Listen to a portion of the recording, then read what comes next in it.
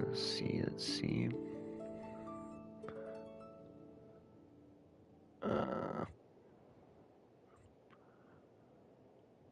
It's going through. Yeah, it's going through.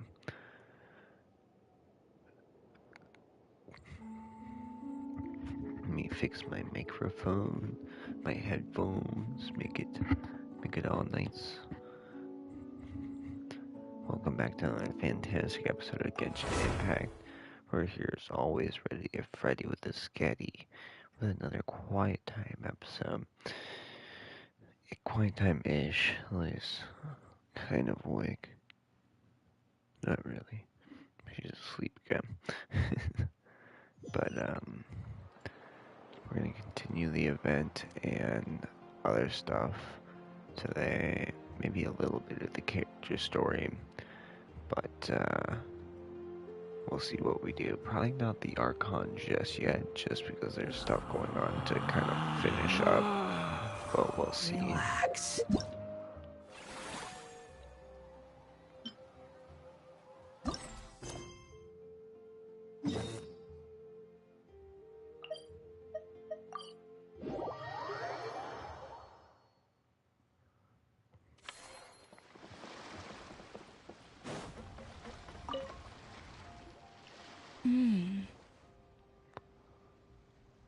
The restaurant is up to standard, and the waterside location will make for a unique dining experience. The beautiful scenic reflections in the water create a stunning backdrop, lifting diners' spirits and allowing them to truly savor their meals. Ingredients, check. Cooking utensils, check. Looks like we're ready to rumble. Hey there, Escoffier! Oh, my employers are here. The president of the Spina di Rasula, plus the famous traveler and Paimon. I must say, you seem a bit overqualified to be running a film-themed amusement park. I'd say that if anyone here was overqualified, it would be the former head chef of the Hotel de Boer. Wherever you walk, the aroma of fine cuisine follows in your wake. Let's get back to business. I'm guessing you want the traveler to help me decide the theme dish for each cycle, right?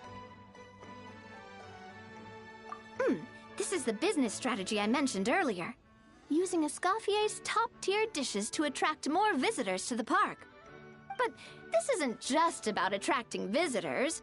Her culinary masterpieces will surely have other surprising effects. Just imagine, Paimon, if all you needed was a single ticket to enjoy all the attractions and taste all the legendary food. Wouldn't you be tempted? Then Paimon come every single day.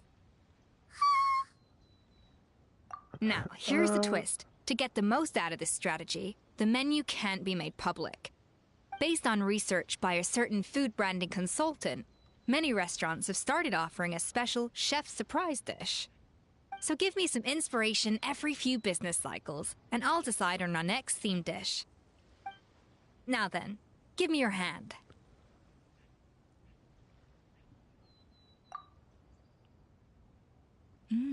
A warm and energetic feel. Your hands are calloused from wielding your sword, but still quite delicate. When you grasp its hilt, it's like you're holding the bow of a violin. A sword, then. The theme this time shall be strength. All right, let's find out what strength looks like in gastronomical form.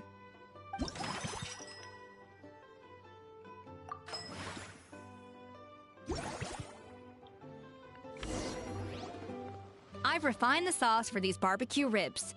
It's a richer flavor than the classic version, but not at all greasy.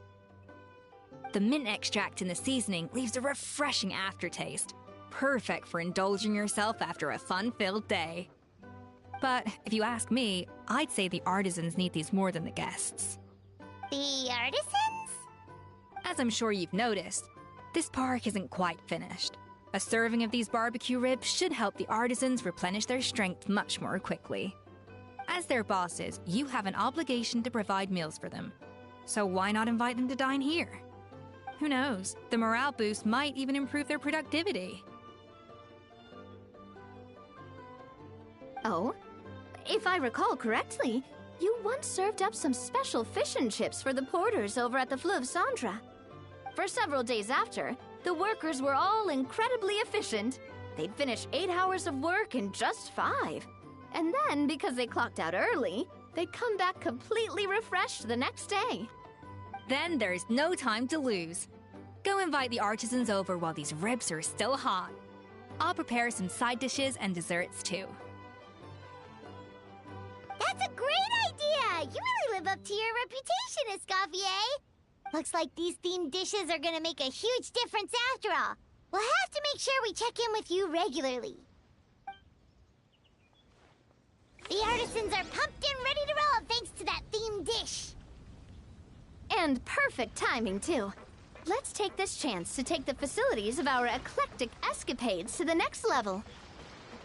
Now that everything's going smoothly, it's about time we upgraded our facilities.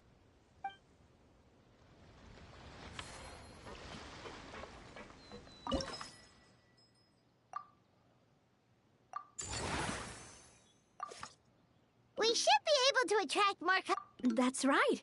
Based on my business experience with the Spina di Rosula, I've quantified the service value to help you intuitively understand how satisfied customers are with each stall. An attraction will reach its ideal revenue only when its service value meets customer expectations. As we improve and expand our facilities, expectations will also increase accordingly. When that happens, we can deploy more capable employees or invest funds in training to enhance our employees' skills.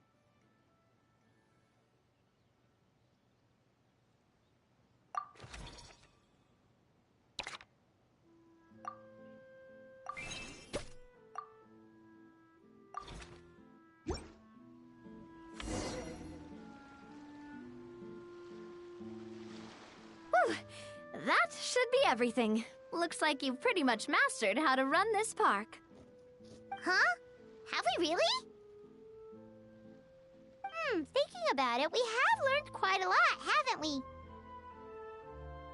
Oh, not at all. I wouldn't say I taught you much. Your intuition's been guiding the way mostly.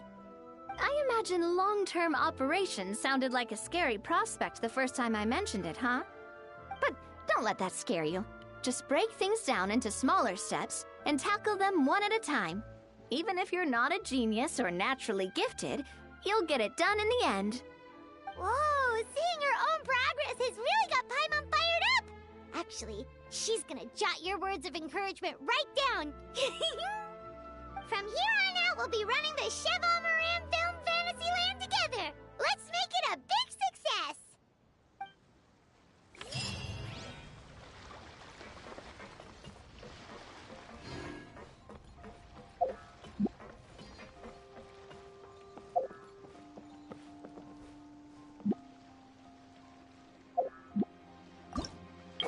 There we go.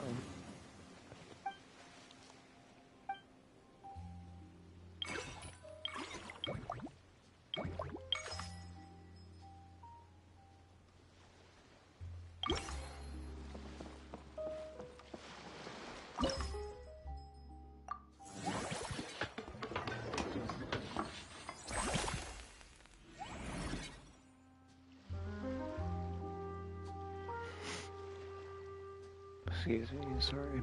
My nose is a little stuffy.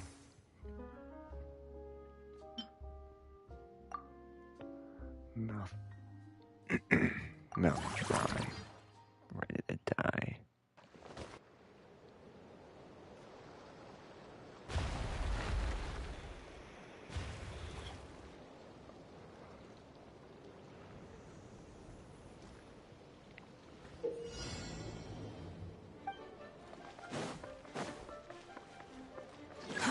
Too slow.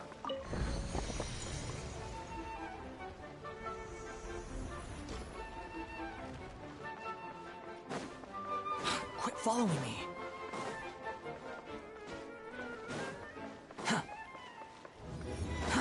Too slow.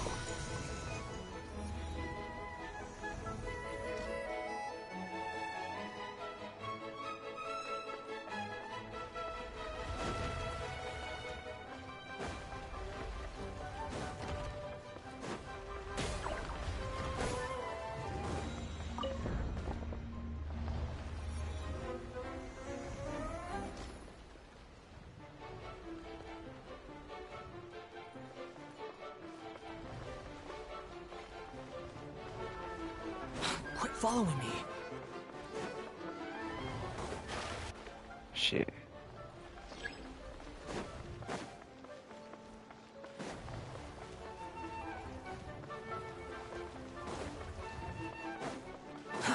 Too slow.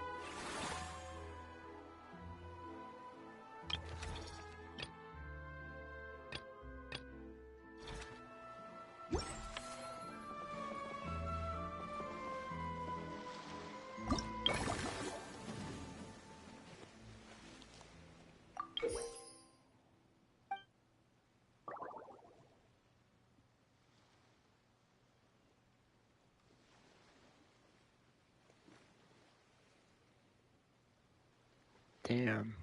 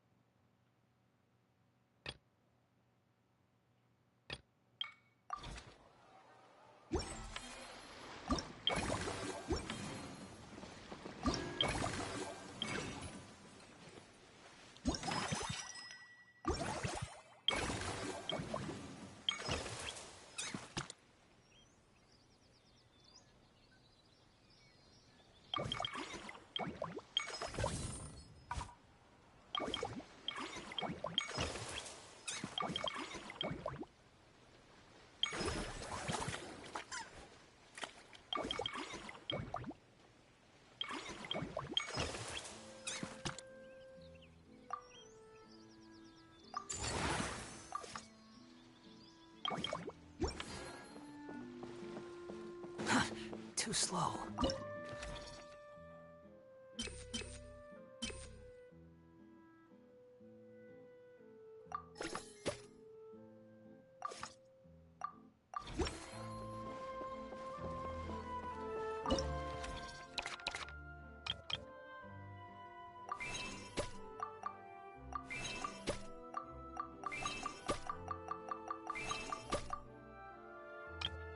I forgot you can just...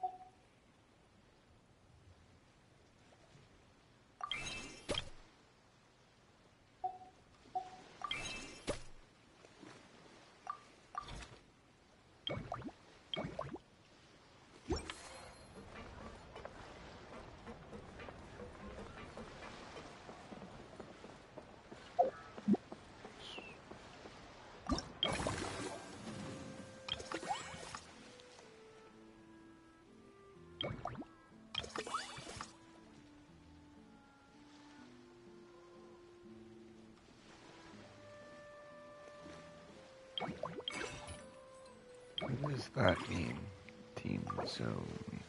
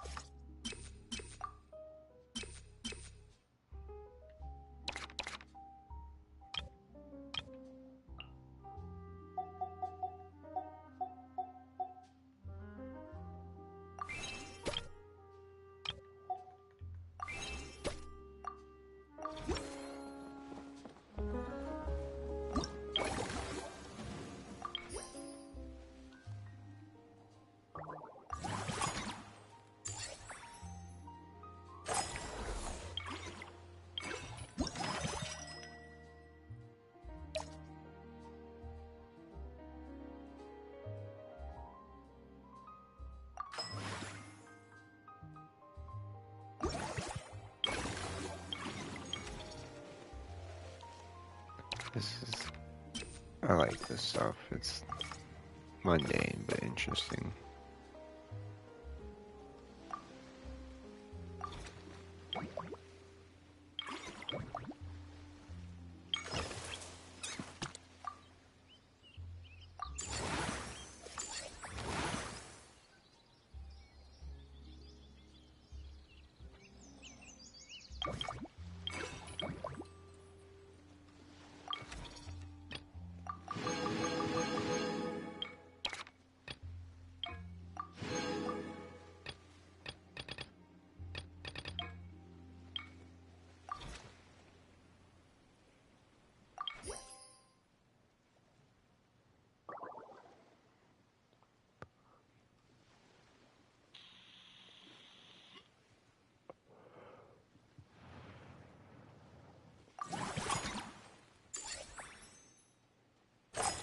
just not understanding what to do with the stuff.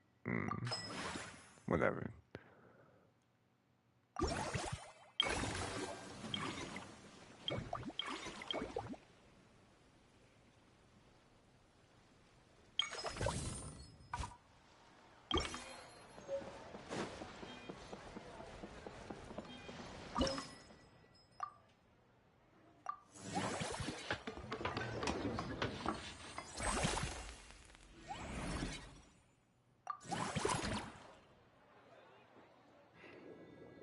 I like how you do reformulate it though. That's fun.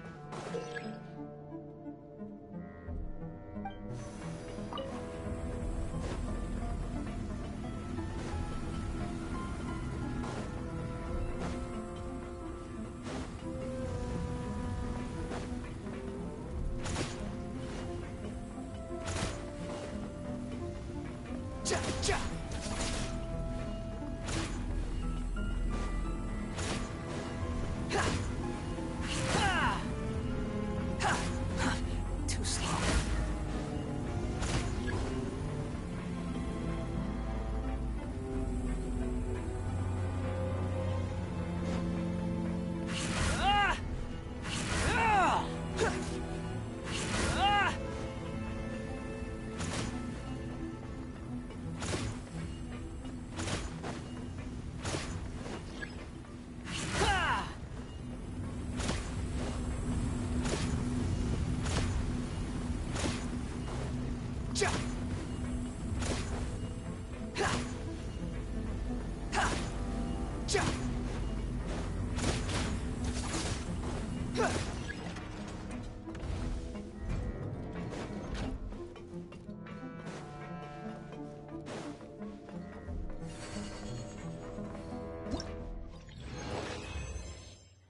That was fun. These are just interesting. I like them.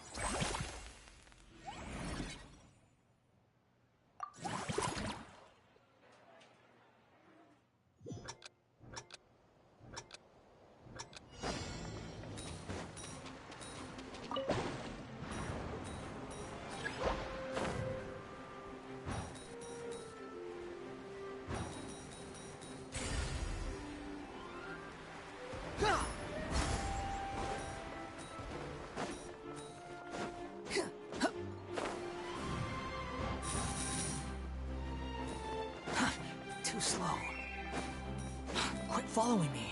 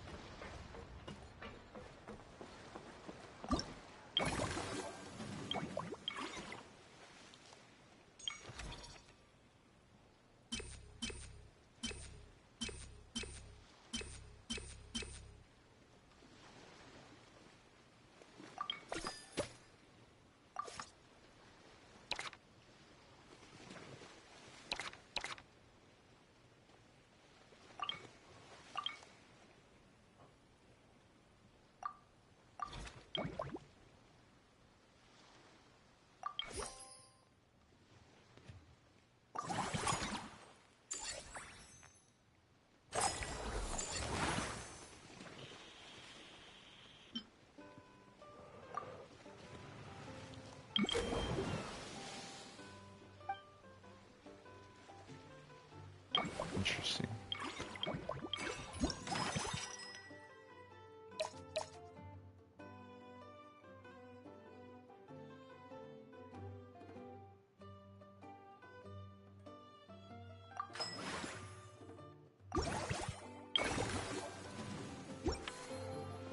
So, where's the friendly encounter then?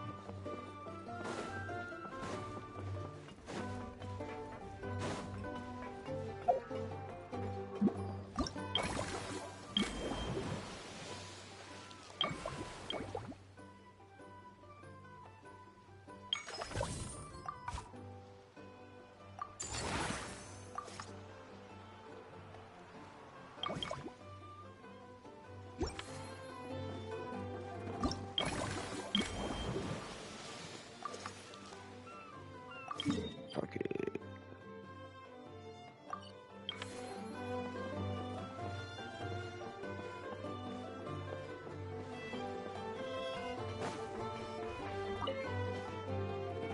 Whoa, is that our hero, the Traveler? And Paimon, too! Oh, I guess I shouldn't be too surprised. Mrs. Coiffier already told me you were the big boss here. But when I saw you just now, I forgot myself for a moment.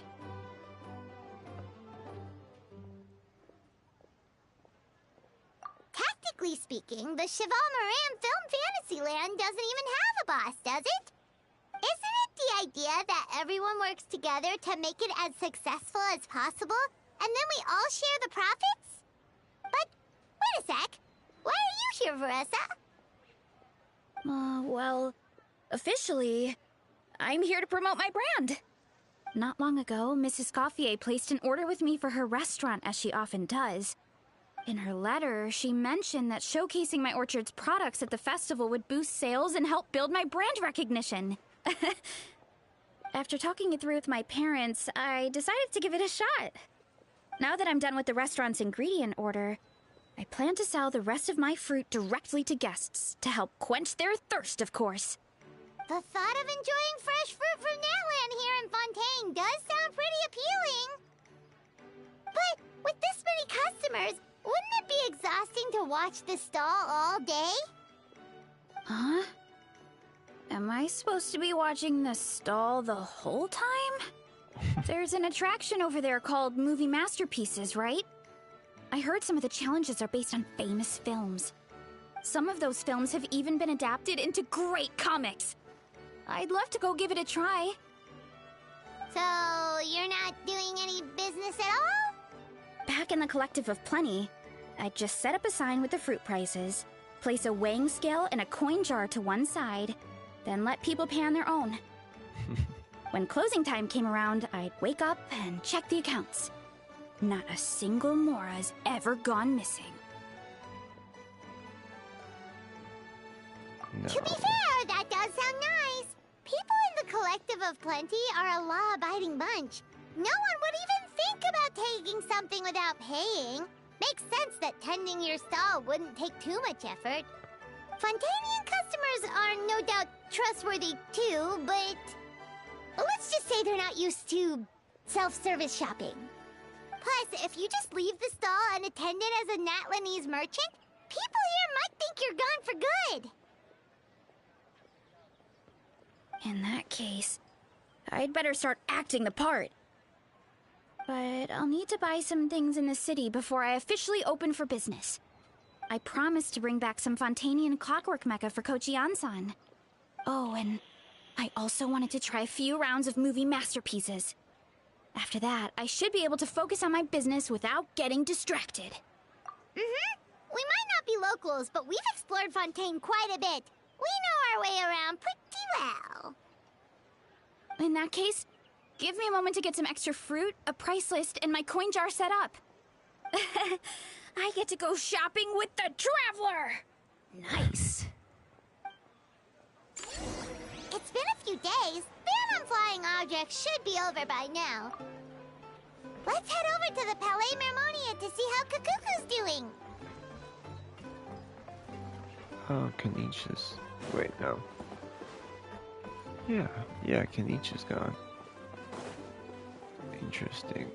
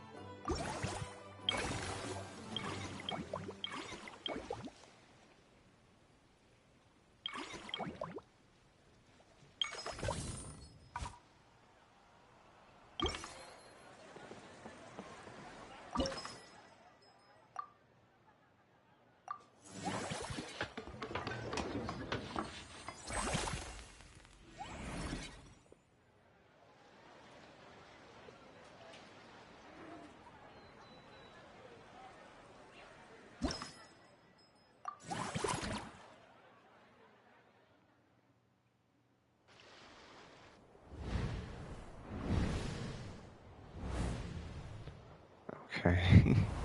Jesus.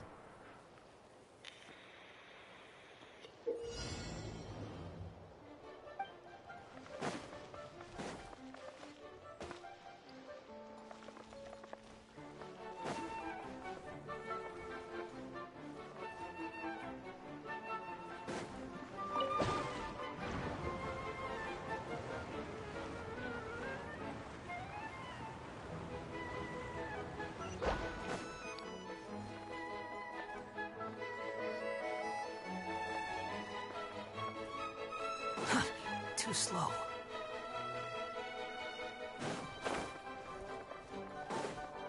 Quit following me.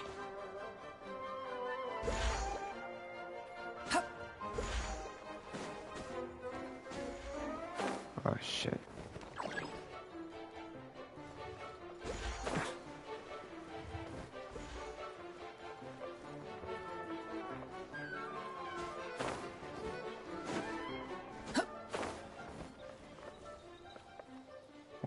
Welcome, welcome.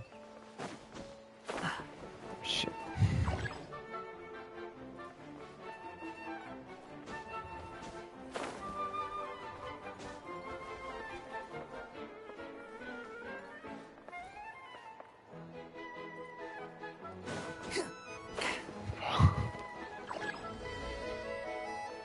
Oh, pity.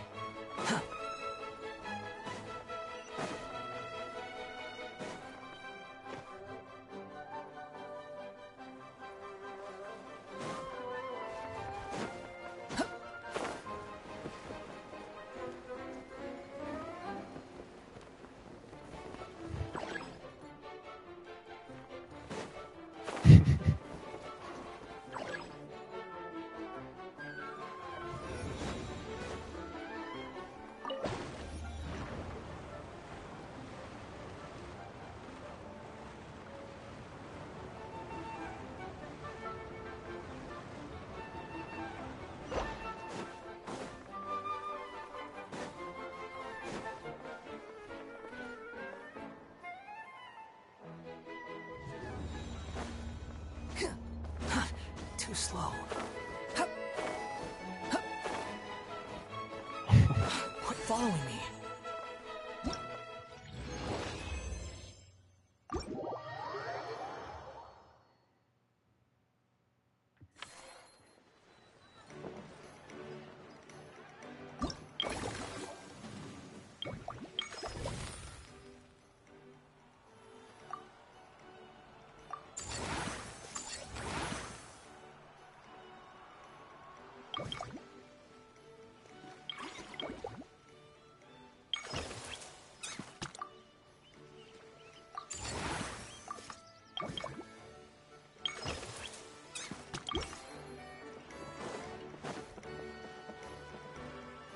Hi, alien monster. Hi there.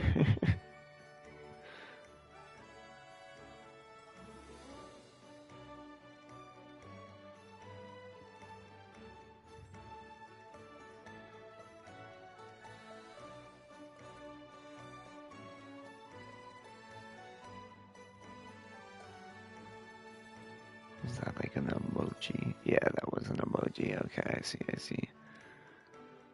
Goofy.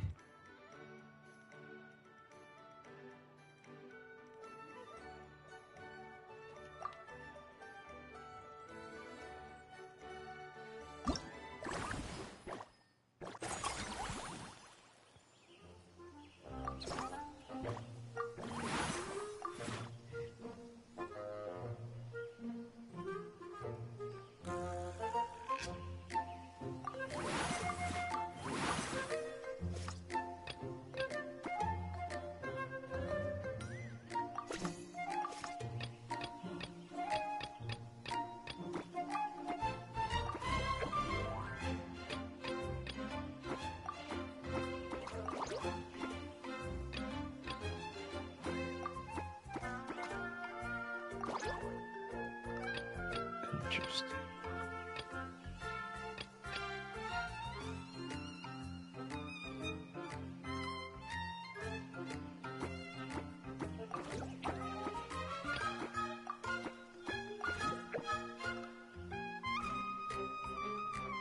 Oh.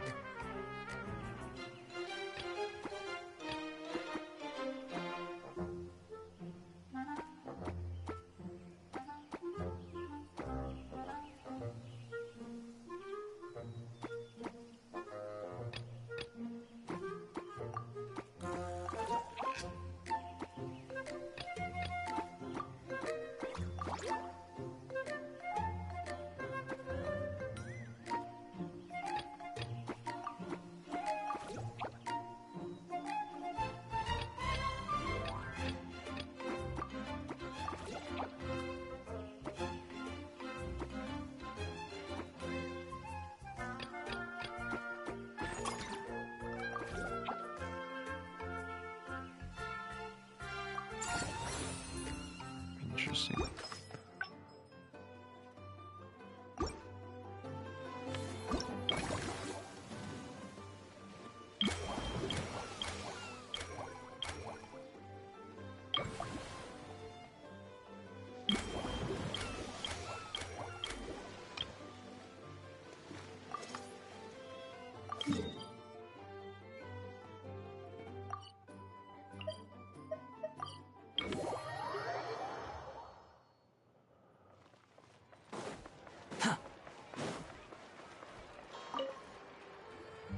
Hello, boss. I'm from the Collective of Plenty. You might recall receiving a letter from us requesting you to design some components. Wait a sec. Why does Eon-san need Clockwork Mecha? Nothing like that. Our coach just wants to fine-tune her gym equipment so people can target different muscle groups more easily. She mentioned something about a rowing machine to focus on back muscles, as well as a pec deck and a leg press machine. The parts that connect the ropes and weight plates wear out easily, but they need to be strong. So Coach Eon-san thought she'd give Fontanian Clockwork Mecha a try. It all sounds so technical. When did fitness turn into some kind of complex engineering problem? To be honest, I don't really get all the details either. But if it works out, I'll be sure to train according to her revised method. And if it doesn't, we can always stick to the good old methods. If you're interested, I can show you a few beginner exercises the next time you drop by our tribe. You'll be able to smash the records without even breaking a sweat. I know it. I always play in JP dub and it's my first time hearing Varesa Eng voice Mao. Yeah, I wonder what the Japanese pass or on that even one. Chinese She'll be dub rooting sounds, for or you from like the sidelines, voice though. acting sounds like. You can always try the equipment we keep for little Saurians, Paimon. As long as you start out with the super lightweights, you'll be fine. Weight training's for everyone, you know. As long as you put in the effort and keep it, anyone can develop rock-solid muscles. No.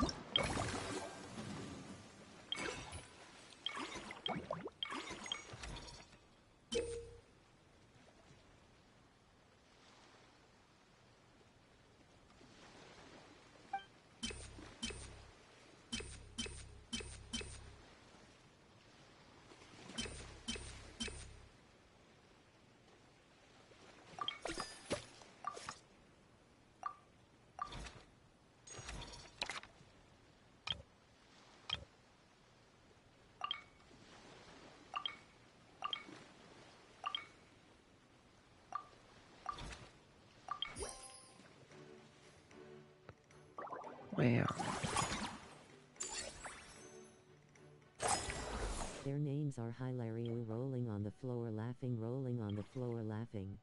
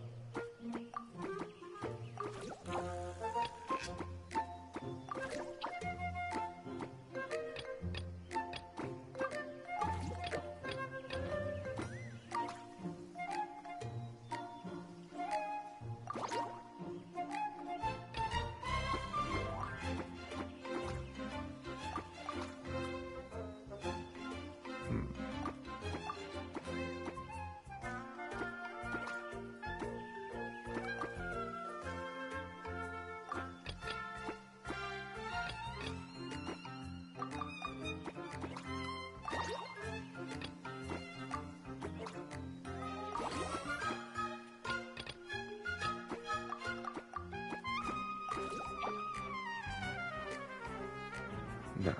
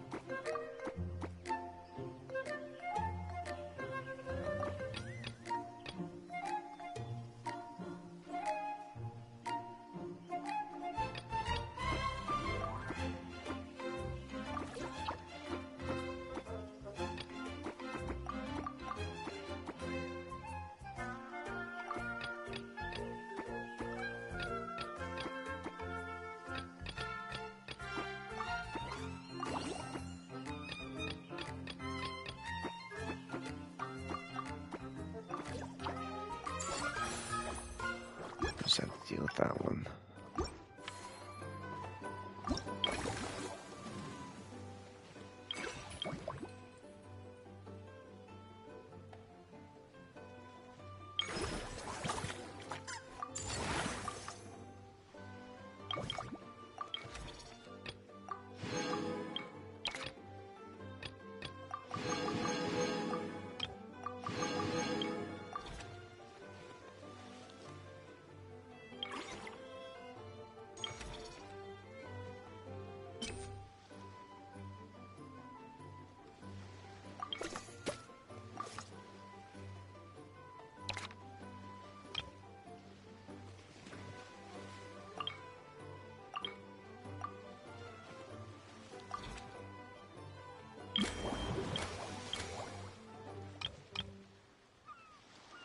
Damn, 10. Holy shit.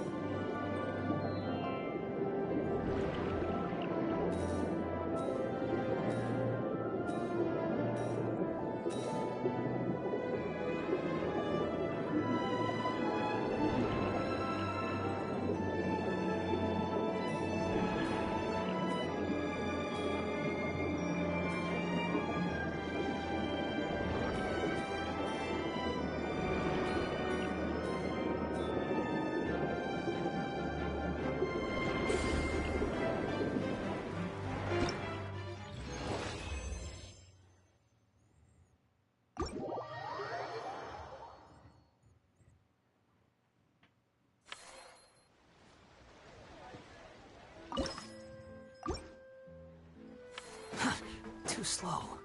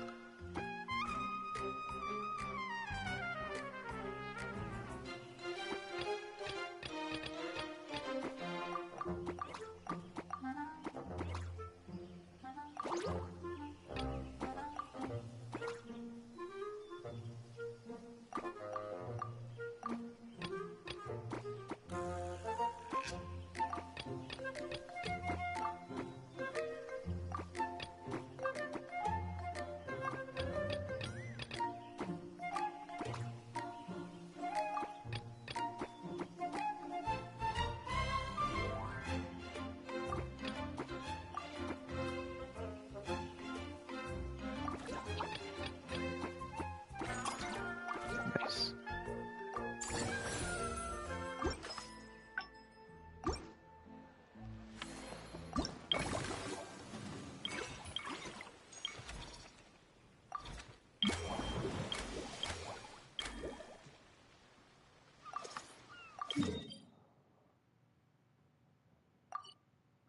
Welcome, welcome.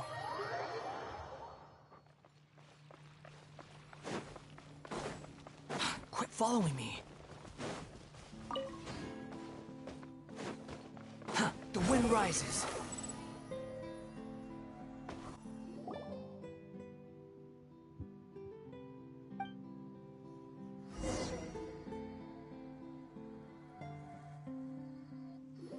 What is that about?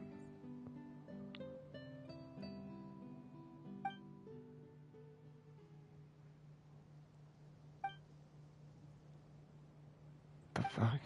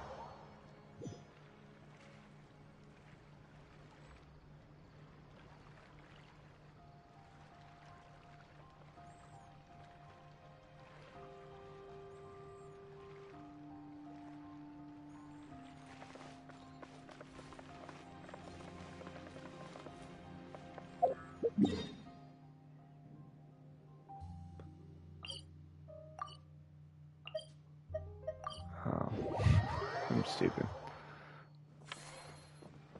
She's right nearby. Too slow.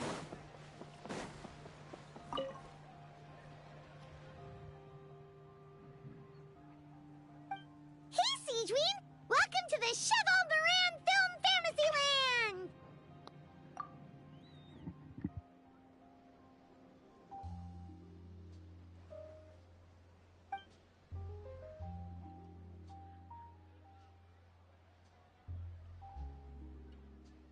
your encouragement leaves Paimon feeling even more motivated than ever.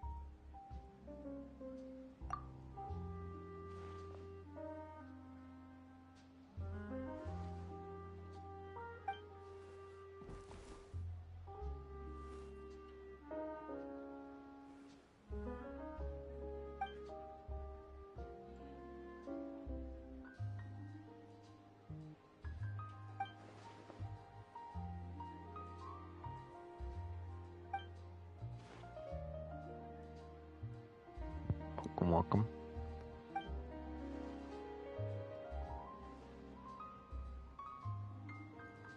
But now they've got films to watch. Even the ones who used to cause trouble might settle down a bit, right?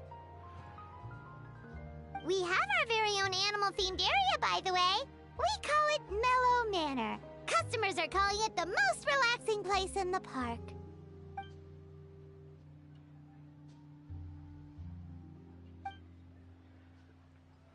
Oh, you mean we could invite Sigeween to be a consultant at Mellow Manor? Now that you mention it, that sounds like a great idea! Sigeween's great at caring for people, and she's so warm and gentle. Looking after animals should be a piece of cake! Yeah, like someone who gives advice and tells the park staff how to do their jobs better. The workload won't be too heavy, but it's important work. Besides, you'll mostly be playing with the animals.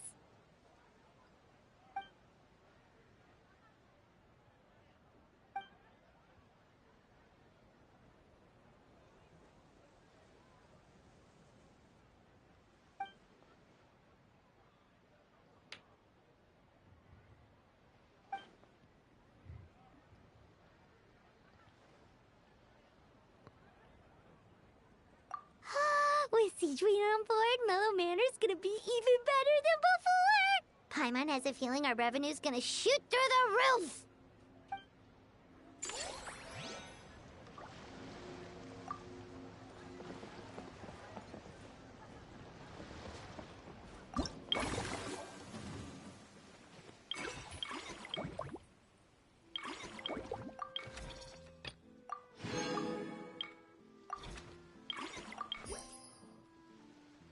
Oh no, we're losing funds.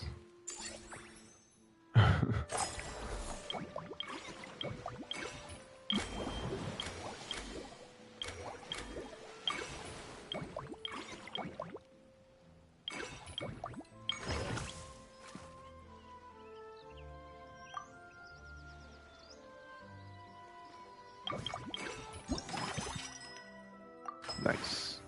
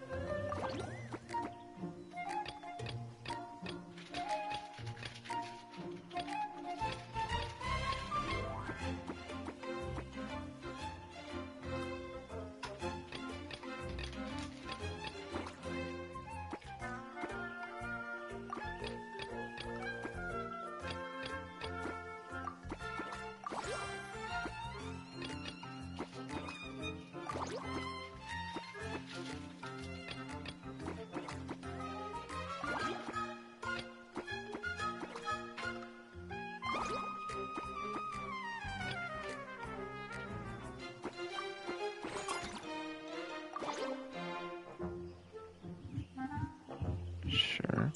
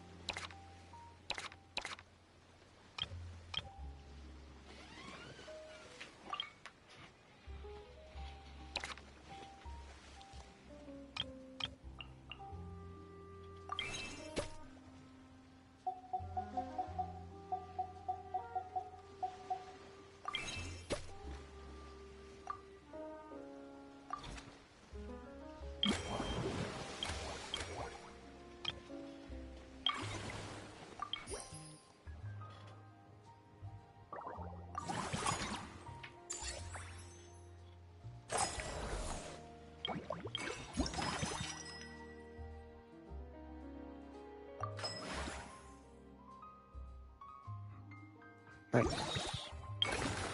Nice, nice, nice.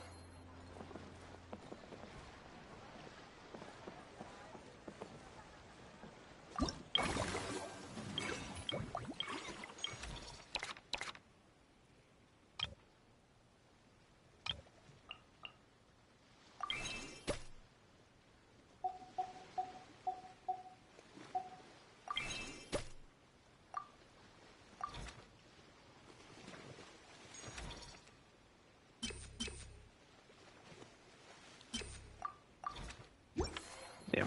Quit following me.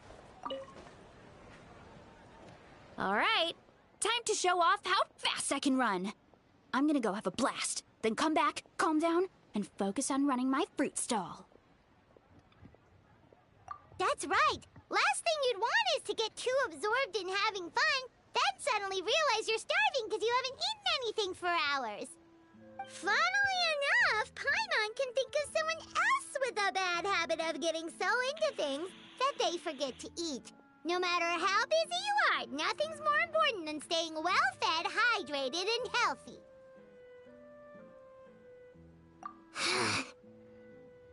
No need to worry about me, guys. I do a lot of long-distance running, so I always make sure to bring some food and water with me. This time is no exception.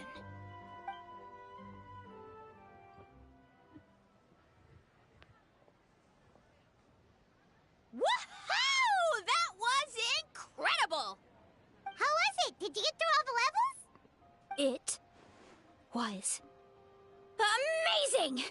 Not only did I get a super high score, but I also checked up on every homage to the original films, and even recreated several iconic scenes starring comic book superheroes. I'll focus on doing business this time round, but if there's ever another event like this, please let me know as early as possible. I want in! Yep. You know what? We should let you design the levels! I'm sure all the fans will be thrilled! That would be great! Anyway, back to business. Time to focus on my fruit stall. I'm gonna make a name for my orchard and fontaine.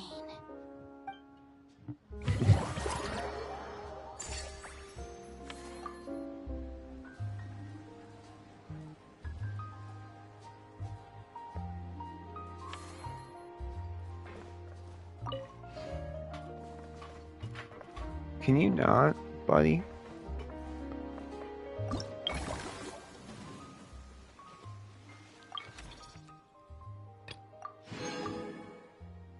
Stop it.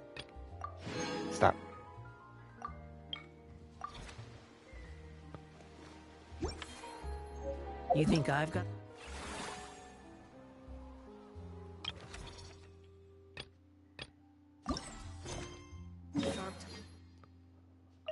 Little spiteful ass boy.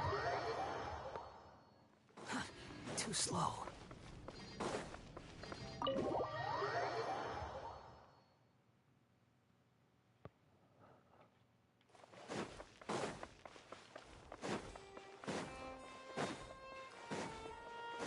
Oh, I gotta go to the bathroom.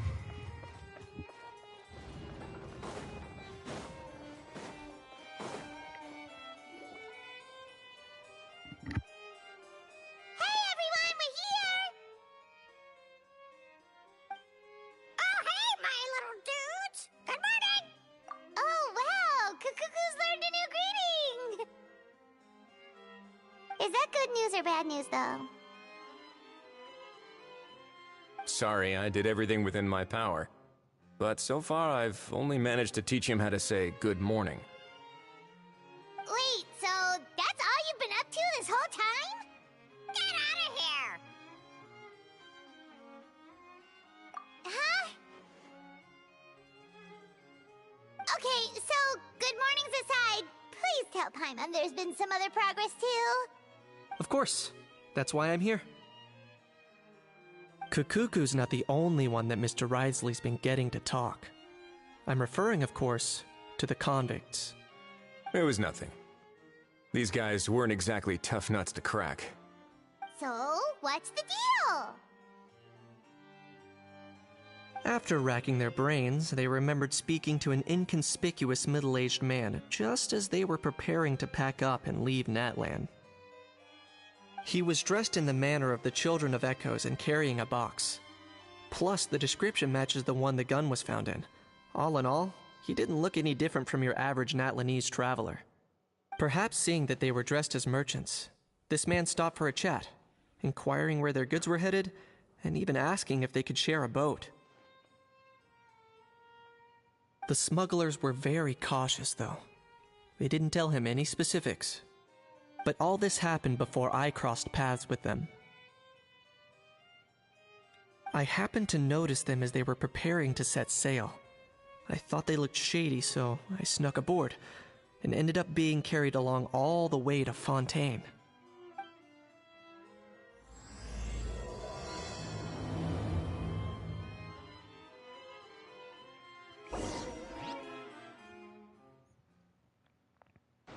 Interesting. The HAL loading Boss, screen. do we know if those Fontainians will even like this stuff? What if we can't shift it? And that's why we call you a rookie. It's all supply and demand, kid. Supply and demand. Natlan's foreign trade is just starting to lift off. There'll be a market for it, you'll see. That's right. So stop giving the boss trouble, rookie. Just do your job and keep an eye on the goods. Are they merchants? Have they come to Fontaine to do business? Scarred face. Calloused hands. On closer inspection, the fabric looks worn at the knees and elbows, and his fingernails are dirty. Not exactly your typical merchant. Could he have previously been a warrior? Or even an adventurer? Something feels off.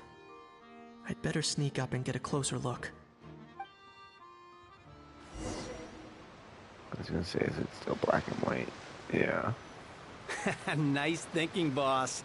This tourist tub's been fast going and smooth sailing. Plus, no one's been asking us what we're up to. That goes without saying. Big cargo ship would have been too slow, whereas the smaller ones would have been faster but way too bumpy.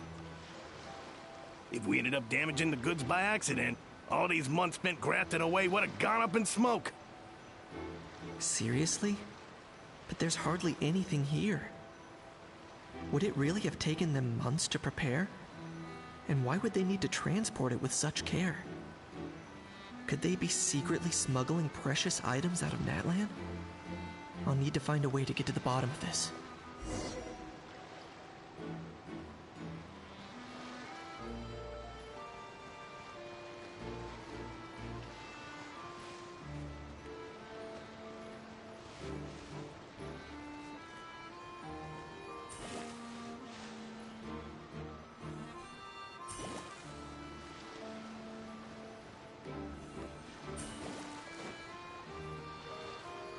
What was that sound?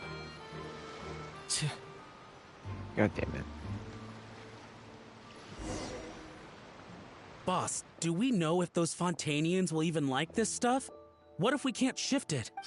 And that's why we call you a rookie. That's right. Are they merchants? Have they come to Scarred face. On closer and could he have previous? Something feels off.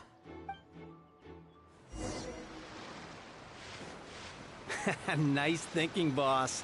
This tourist tub's been fast going and smooth. That goes without saying. Big cargo ship would have been too slow, whereas the smaller ones would have been faster but way too bumpy. If we ended up damaging the goods by accident, all these months spent grafting away would have gone up in smoke. Seriously? But there's hardly anything here. Would it really have taken them months to prepare? And why would they need to transport it with such care? Could they be secretly smuggling precious items out of Natlan? I'll need to find a way to get to the bottom of this.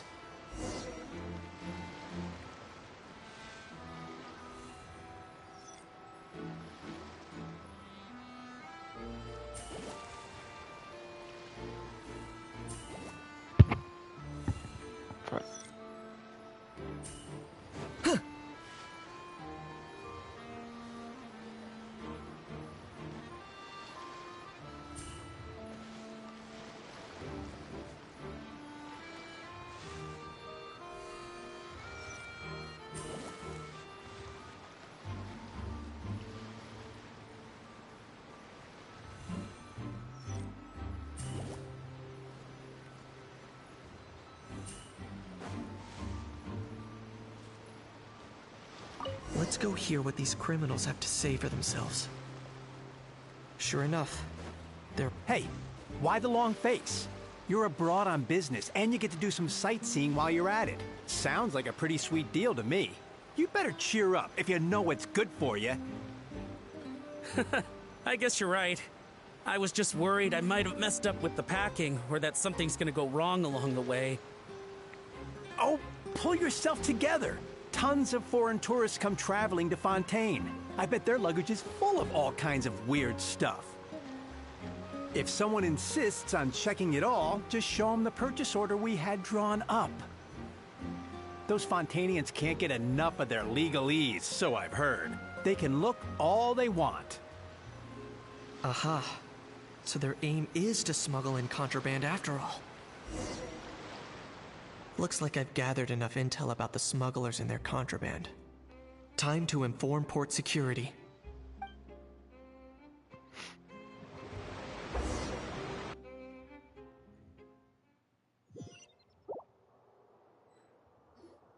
So anyway, that was when I went and told the Fontanian guards about my suspicions. After an investigation and a chase, they finally apprehended them and sent them on their way. Well, guess they're headed exactly where they should be. Thanks. Based on your recollections just now... I was completely focused on those smugglers at the time, so I wasn't really paying attention to other passers-by. Yeah, Kanish, you did great! In other words, the person who brought the gun here, the one who lost it, has no connection to the smugglers whatsoever. They were working entirely on their own. Oh dear, oh dear! Sounds like Mr. Kakuku wants to chime in? He said this elusive individual's actions are positively mystifying. It's a good observation, I quite agree. However, we still know next to nothing about the person. Perhaps we should start by focusing on the lost item itself.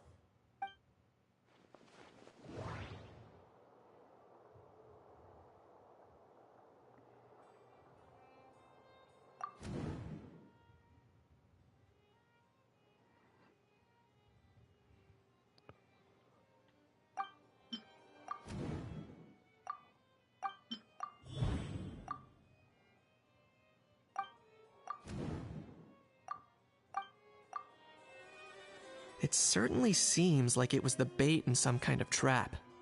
The only question is, Why wasn't the bait made more conspicuous? Has something sprung to mind? I just remembered a film I watched this one time. Huh? Oh, wow! No way, bro! Hold on, let me explain. Just now, the traveler speculated that this box might have been placed there on purpose, as if the intention was for someone to come pick it up. That got me thinking about those films about kidnapping cases. When they demand their ransom, the kidnappers tell the victim's family to leave money or valuables at a designated spot for someone to come pick up. That doesn't merely happen in films. There have been similar cases in real life. In fact, if anything, it's probably the real-life events that inspired the films. Sounds plausible. Ooh. Wait. This raises the stakes to a whole new level. If the gun really was some kind of ransom, then... Since we took the box, the kidnappers never got their payment, so... does that mean they executed the hostage? I agree. I don't believe we have a kidnapping on our hands. Selling off stolen goods is extra work that most kidnappers would want to avoid. Unless they're after something very specific, they tend to just ask for cash. Could we be dealing with a kidnapper who's dead set on getting their hands on an ancient dragon handgun? It's not impossible, but the likelihood is very slim. We can discount that possibility for now. And speaking of selling stolen goods, don't you think this looks more like a transaction?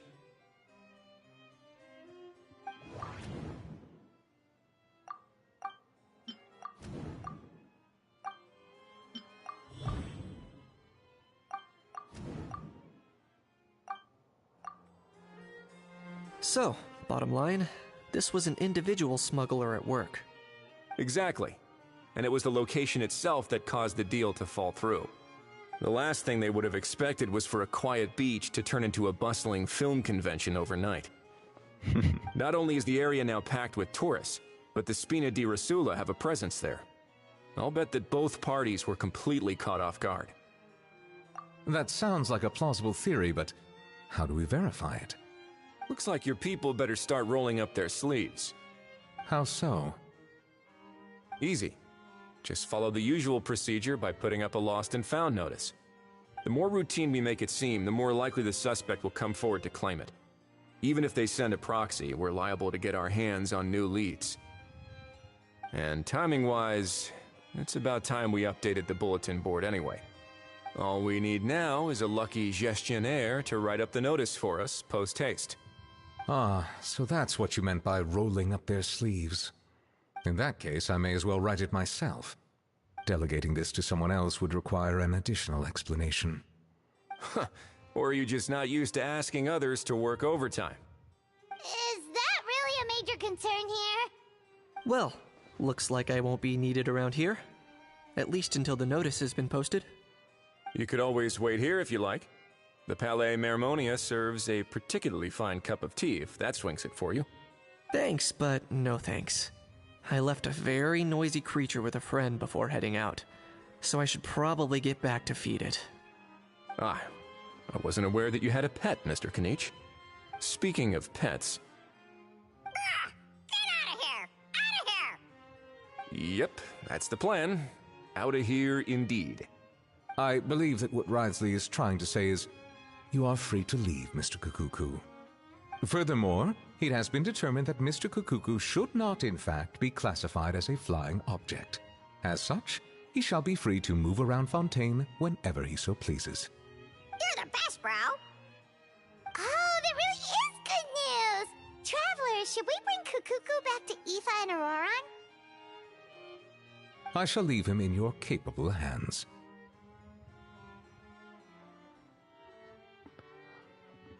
Indeed.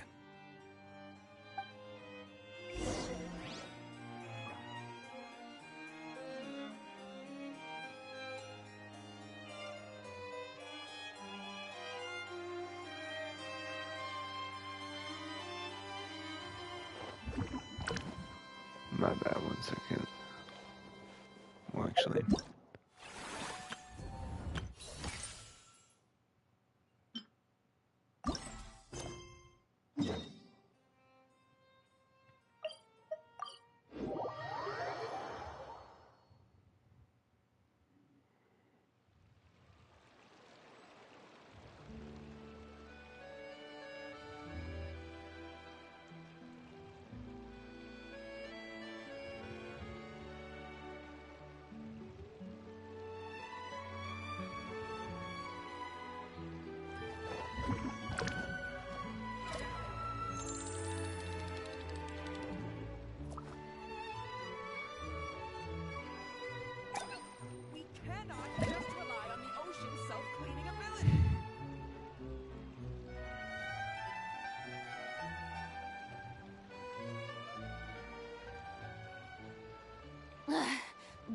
My bad.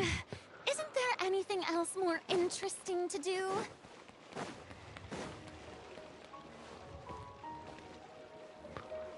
Friends asked telling me about Pokemon.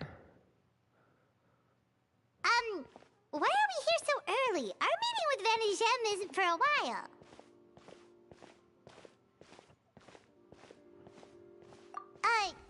Check on her? Why? What happened?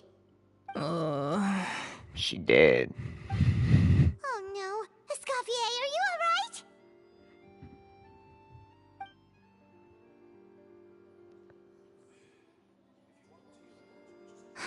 I'm fine. Just need to get some more coffee in me.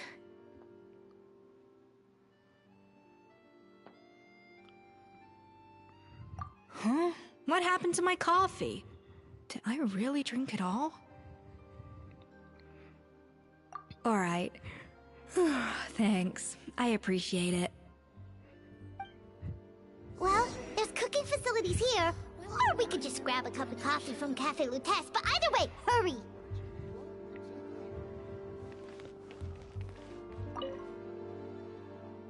Coffee.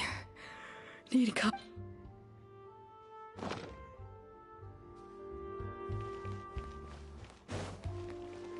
Art is the key ingredient in fine dining. Oh, okay. Coffee.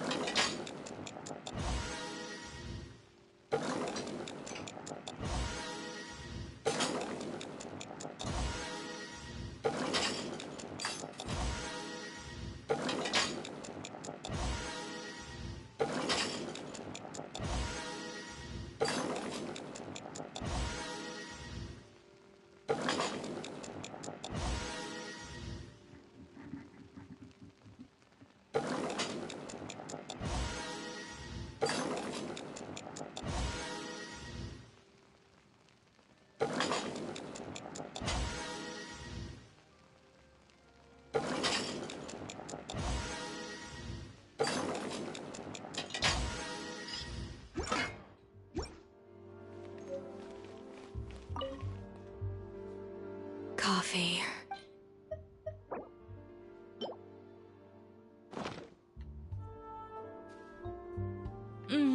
Strong, bitter coffee beans, transformed through expert brewing and balanced perfectly with rich, creamy steam milk.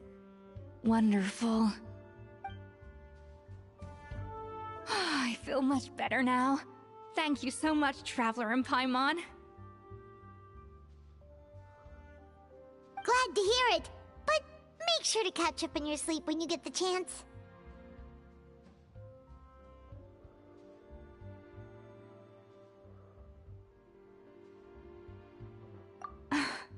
I think I figured out where the problem lies. Honestly, it's ridiculous.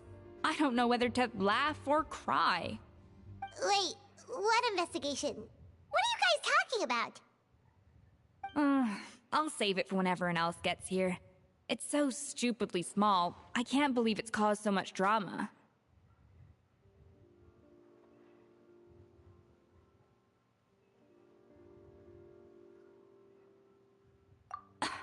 Yes, except my failures were stepping stones to success. Escoffier! Have you seen Savannah? Huh? No, not since yesterday. Why? What's wrong? After seeing her home yesterday, we were all a little concerned about how she was doing. So, I dropped by her place early this morning to check on her. Only to find an empty house with the doors wide open. I left Alphonse and the others to keep watch at her home, while I checked the Hotel de Bord. I'm worried something bad might have happened. If she's not here, then where could she be? Boss, Escoffier, bad news. Alphonse? You're supposed to be keeping watch at Savannah's house. We were, but then, just after you left, we found this stuff in her house. Oh, looks like a map with a bunch of random places circled. What does it mean? Wait a second. This feels familiar. I'm sure these places are all connected somehow. Of course, from the Codex. They're all places that Modeste explored on his adventures.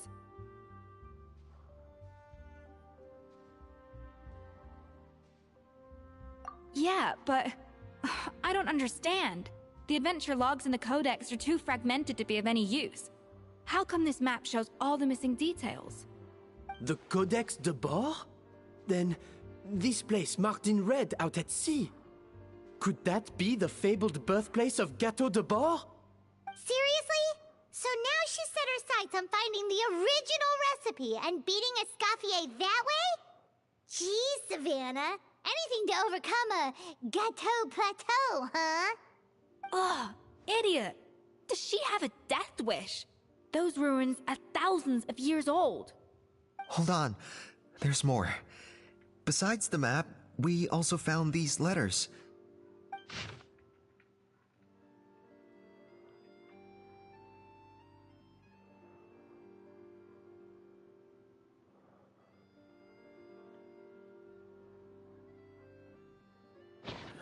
It was you. You let the Lumaline through, didn't you? It sounds like a threat letter. Does this mean that Savannah was responsible for the safety incident? And not Monica after all? Retrieve the Codex by any means necessary. So the cooking contest and the cheating. Someone else was behind her pulling the strings? She's keeping the true recipe to herself. Ugh, this is all such a mess. Paimon needs a second to process this. First, we thought that Savannah forced Monica to cheat in the cooking contest. But now, it turns out that someone else forced Savannah to force Monica to cheat?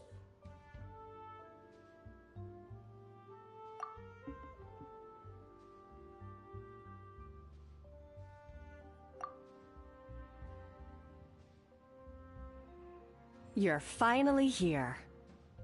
Of course. I should have put two and two together as soon as I read your threat letter.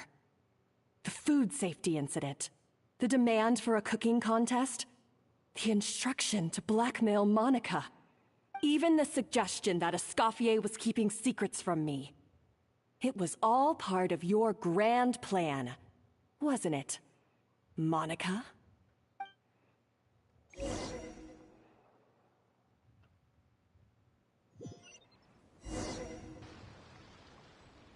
We should be getting close to the spot marked on the map. Of all the stupid things she's done, this really takes the cake. The moment we find her, I'm gonna curse the living daylights out of her.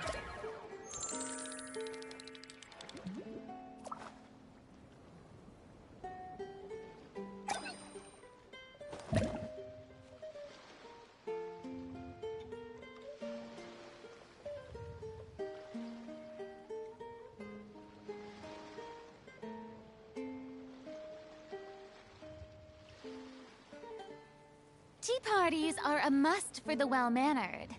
If you'd like to learn the proper etiquette, I'd be happy to teach you.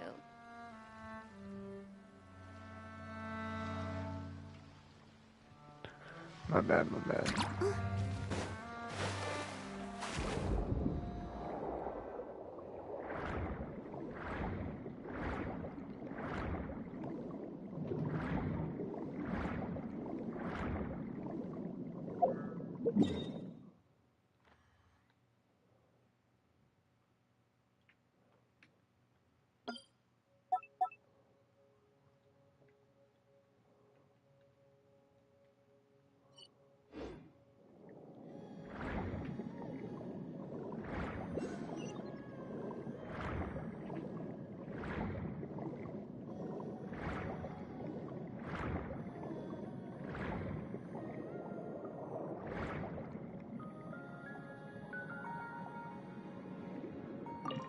God damn it.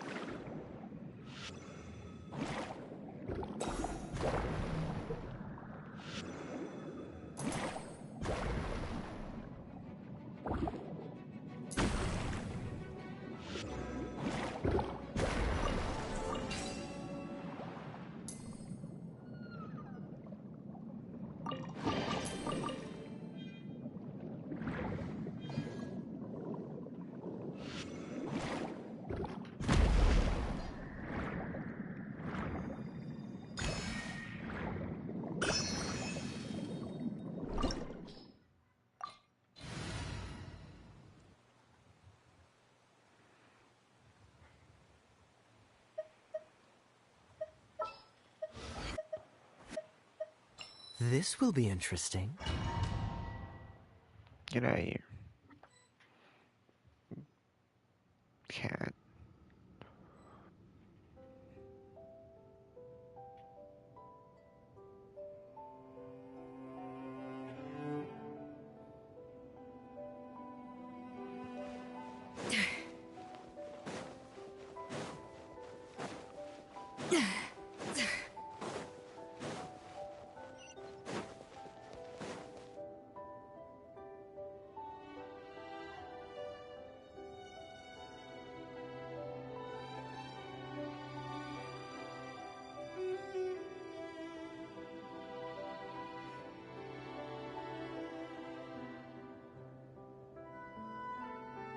Whoa! This place looks like an underwater restaurant, doesn't it? Suddenly, the idea of an adventure chef finding secret ingredients makes a whole lot more sense. I think Modest's codex mentioned this place. A public bath from the time of Remoria. So yeah, definitely the kind of place that would have served food and drinks. Oh. Huh? Some blubber beasts have come to join the party? How did they get here?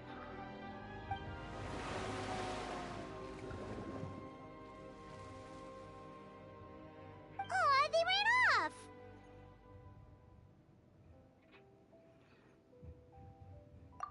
That could be easier said than done.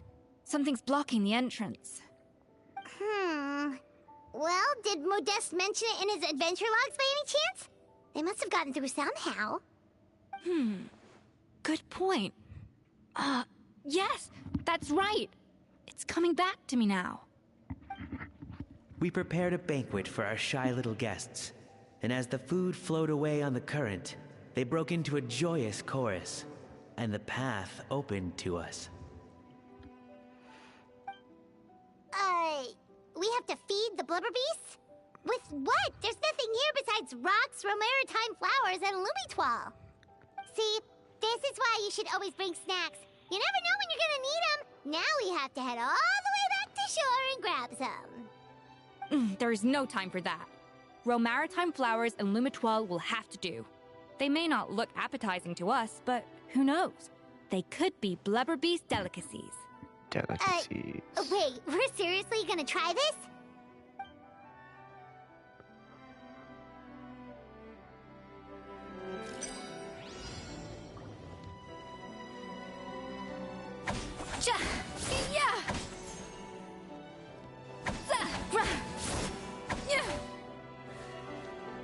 A dash of frosting!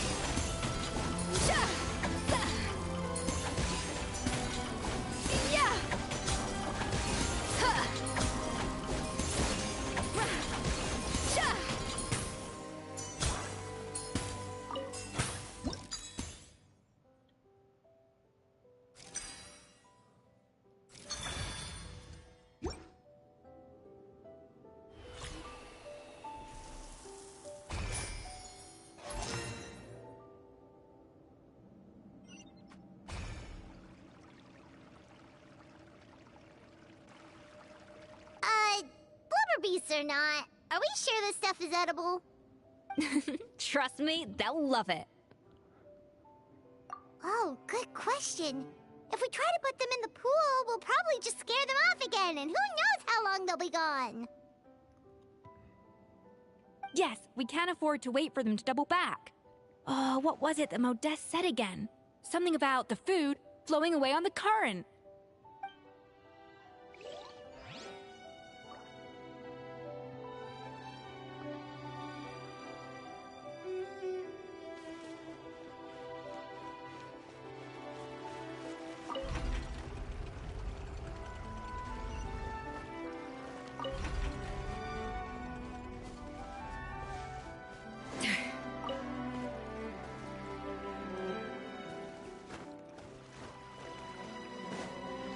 Hey, be careful! Scare them off too much and they might not come back again.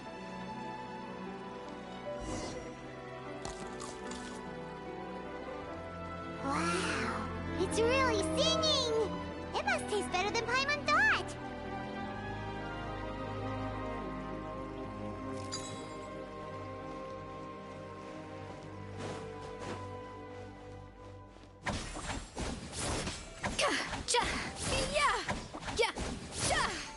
The tracks turned back again. Oh, so annoying.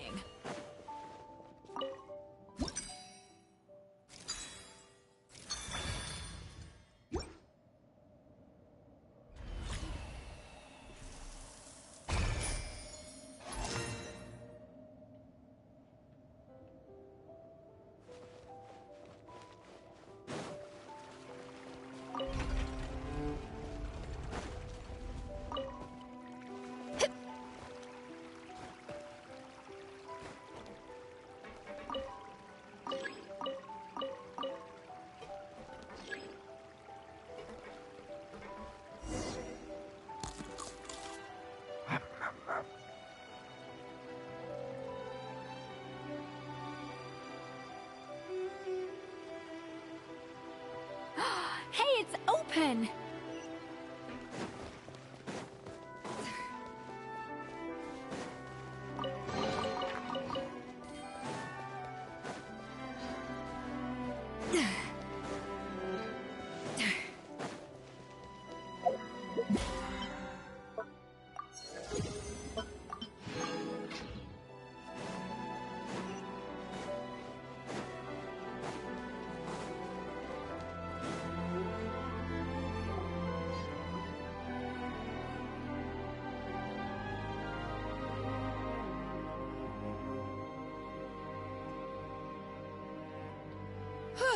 Hey, give me your water.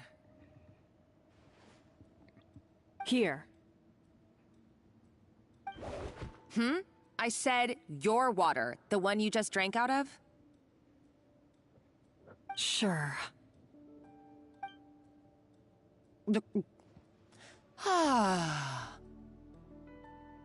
All those years slaving away under Escoffier, and then you. Today, it's finally paying off. Not only have I found the ruin that Savelli kept hidden, but I also get to boss you around like my little lapdog. Hey, go scout ahead for me. If we need to do any more blast tunneling, I want to know where to lay the explosives. Did you not hear me? Get going. Why don't you do it yourself?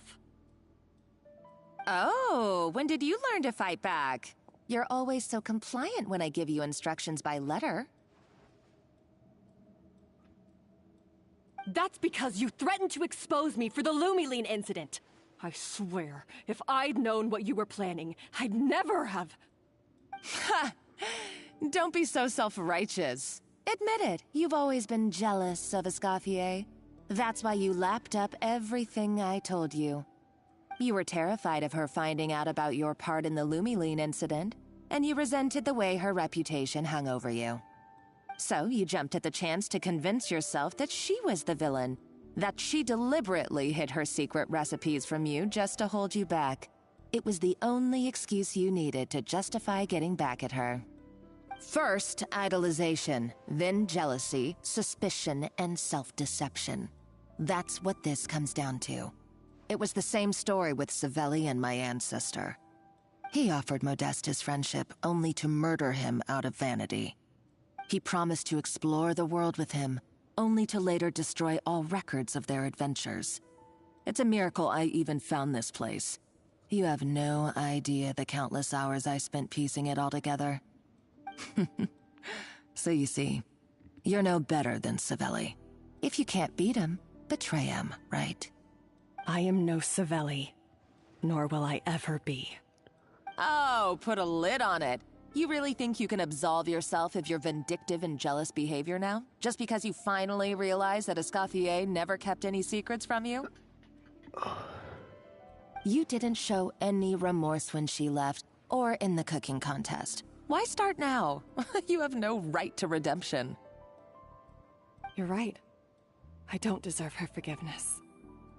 But I am done being bullied into submission by you! Ooh, feisty. But you should watch your tone. Talking to me like that could get you in big trouble. I somehow doubt that. Since I poisoned both our water bottles. What the fuck? Ever since I learned the truth, I've been biding my time, waiting for this moment.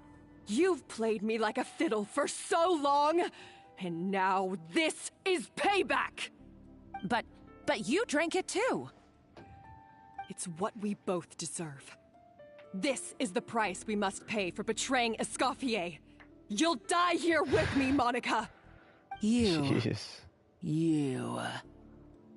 You bitch. You think I'll die to poison? What's so funny? Oh, you're too much. I thought I'd play along for a bit just to amuse myself. You gave a very rousing performance. I saw your dumb plan a mile off. There's no poison in these bottles, just clean, fresh water.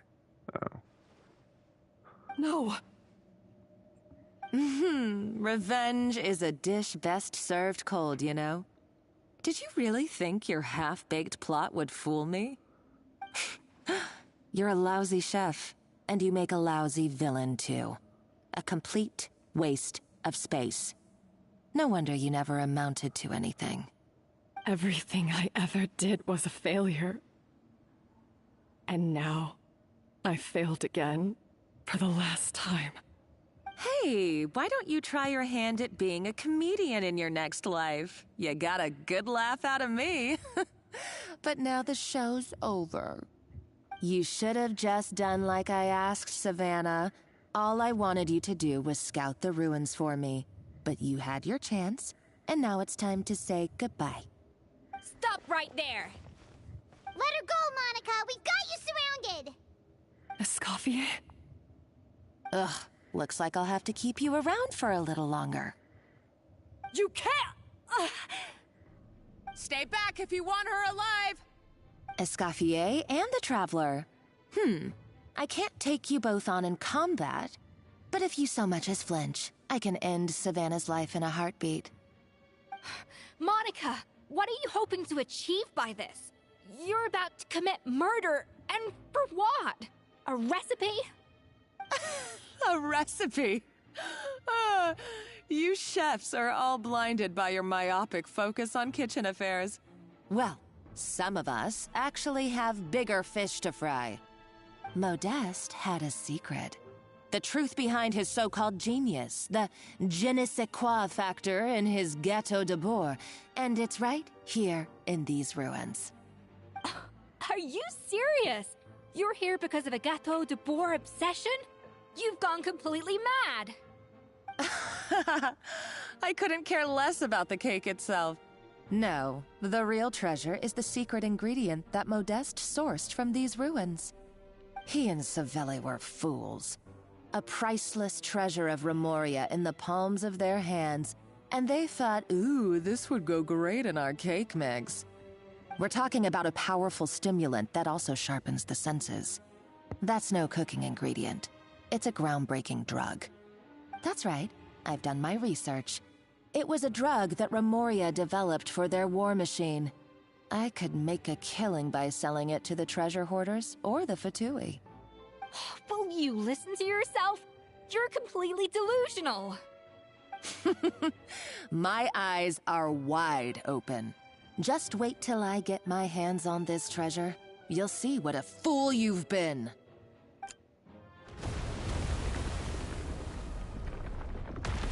Wait, what's that sound? Just when I thought she couldn't get any crazier. She's lucky the whole place didn't collapse. Uh-oh, Savannah's gone too! Monica must have taken her. Oh, what a coward. She's only taken her hostage because she knows that she's no match for you. That's true. Even if she finds the treasure, she'll need Savannah alive if she wants to get out of here in one piece. Oh, well, our path's been blocked, so let's look for another route.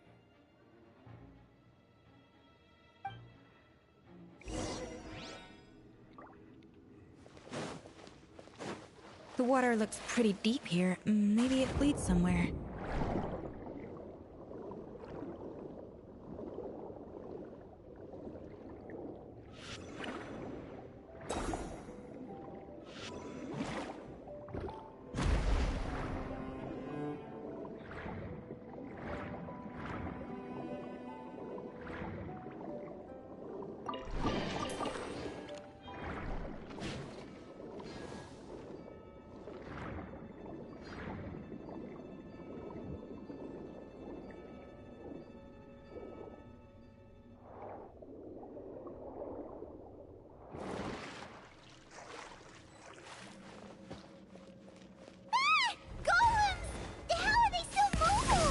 They were probably awakened by the explosion just now.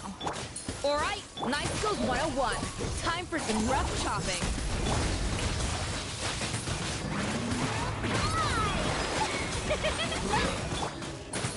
A dash of frosting! Huh, goose on the loose! Yeah! Ha, yeah.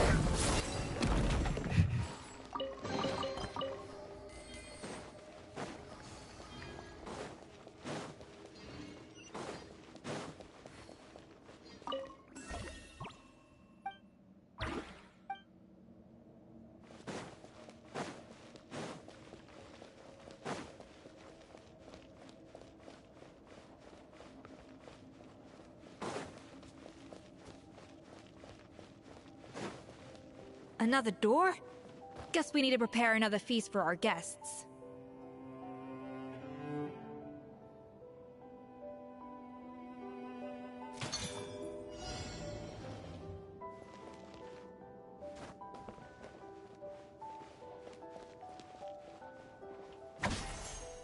Ja, ha, ya, za, ka, ya, ra, ja, ha, za, ha, ra, ja, ya. A little amuse-bouche. Ha, za, ya, ha.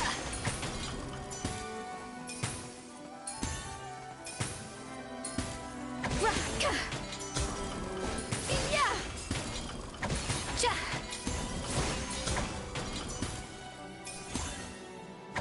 Za.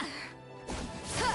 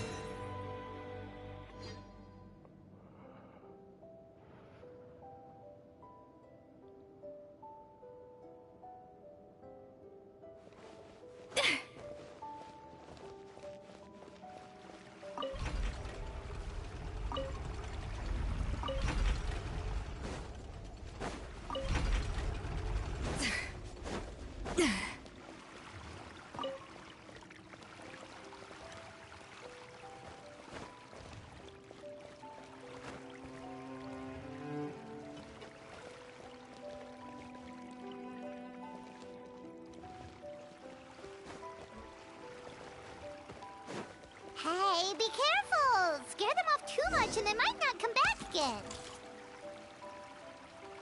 It seems to really like the texture of Rome maritime flowers.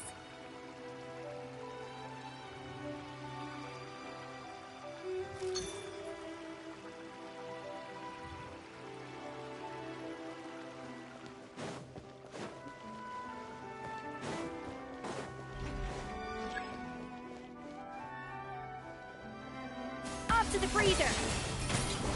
Yeah!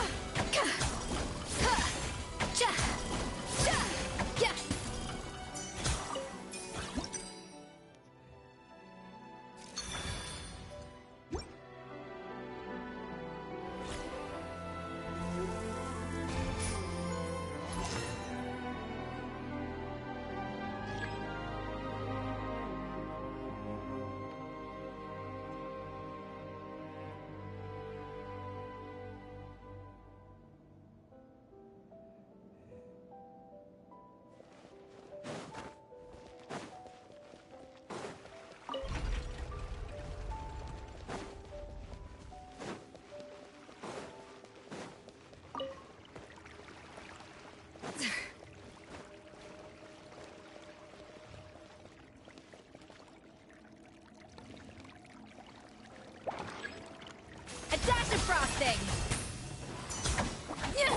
Dodge this! This moment will be frozen in time. Behold! Ha! Don't push your luck. Dissipate!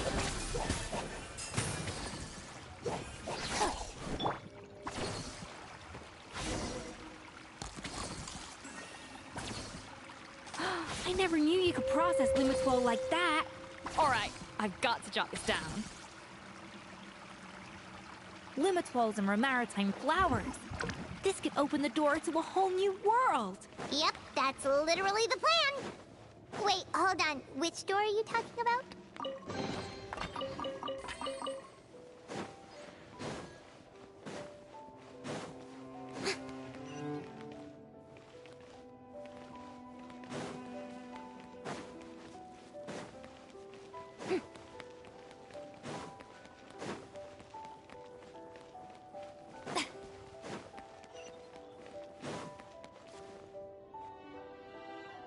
I gotta go to the bathroom so bad. That's strange. These don't look Romorian to me. More like last century Fontaine.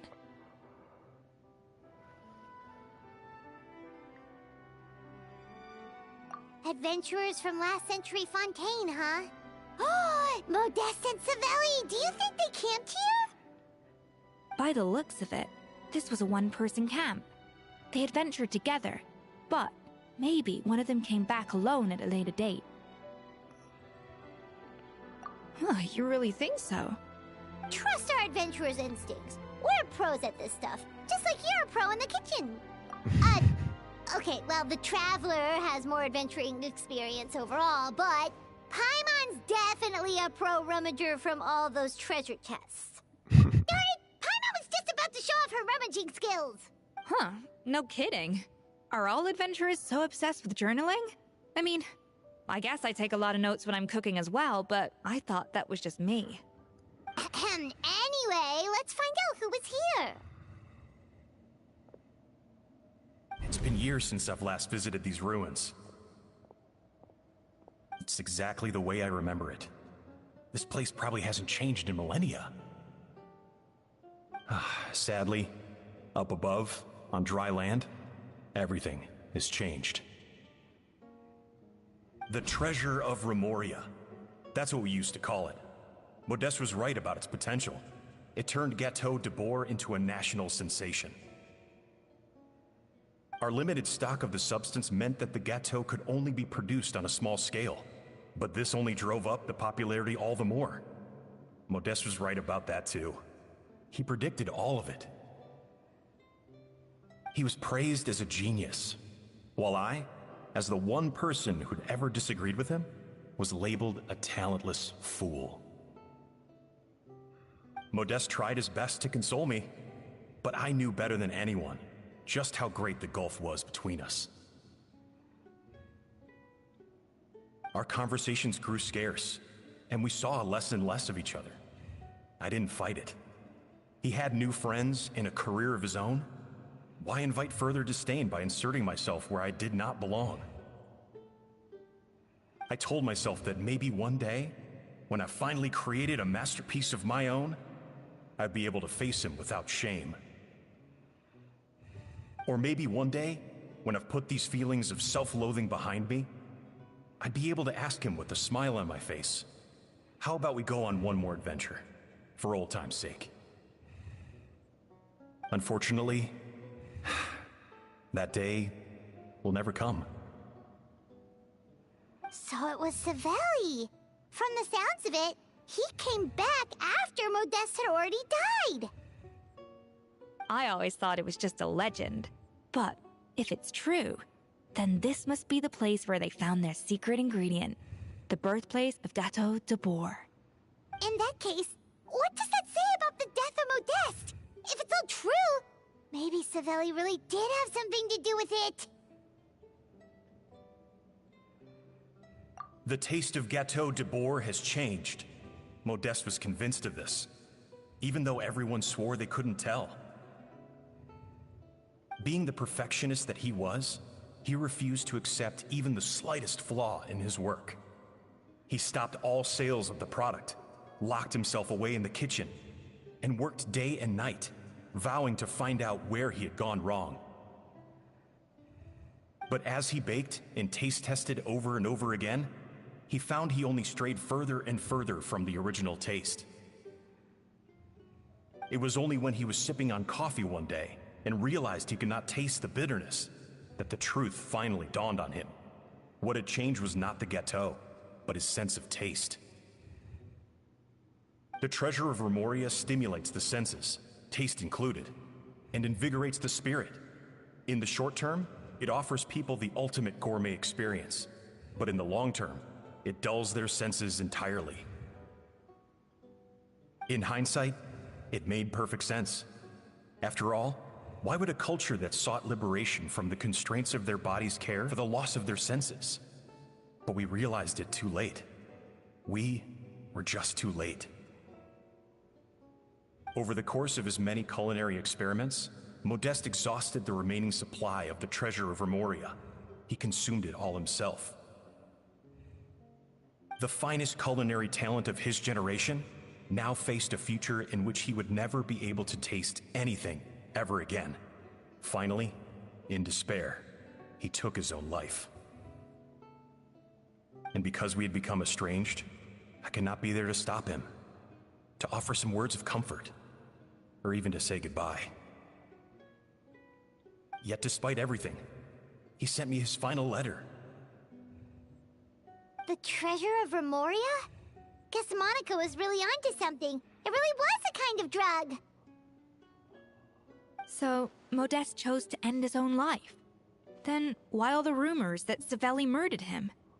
Also, neither the Codex nor any other contemporary records make any mention of the treasure of Remoria. It's almost as if someone deliberately erased it from history. Modeste told me everything in his final letter. His was a tale of how even a genius could fail, and how much more devastating it is when it happens. Did he hope I would gain some personal catharsis from knowing the truth? Or maybe he wished for me to warn the public about the dangers of Gateau de Boer, proving that I had been right all along. But if the public ever learned how Modeste's greatest triumph became his undoing, his fall from grace would be swift and merciless. 1 minute a genius, the next a joke. It would surely spell the end for his restaurant too. What would be his legacy then? How would future generations view everything we built together?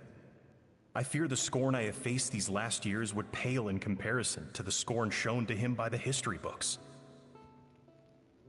I cannot let that come to pass. I will do what I must to protect his name. It will mean tampering with his notes to remove the damning details, leaving mere fragments of our story behind. It may lead his family to suspect me of having a hand in his demise. But if that's the price of destroying all evidence of my crimes, then so be it. I would rather the world believe a tale of genius and jealousy than see his reputation in tatters. The final loose end is the evidence here, at the bottom of the sea.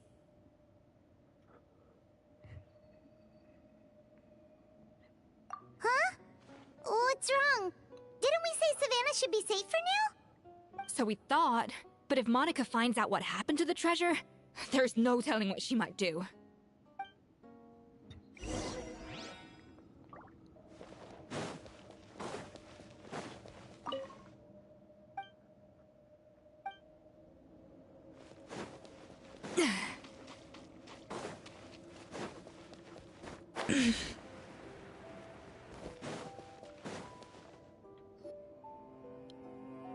Welcome. She murdered her. Oh my god, she did. The treasure of Remoria. I have found you at last. Oh, for the treasure. Savelli, you tried your best to bury the truth, but you underestimated the children of Modeste. Some fragments of his diary escaped your clutches, and we have held on to them for generations. But I have to thank you too, Savannah.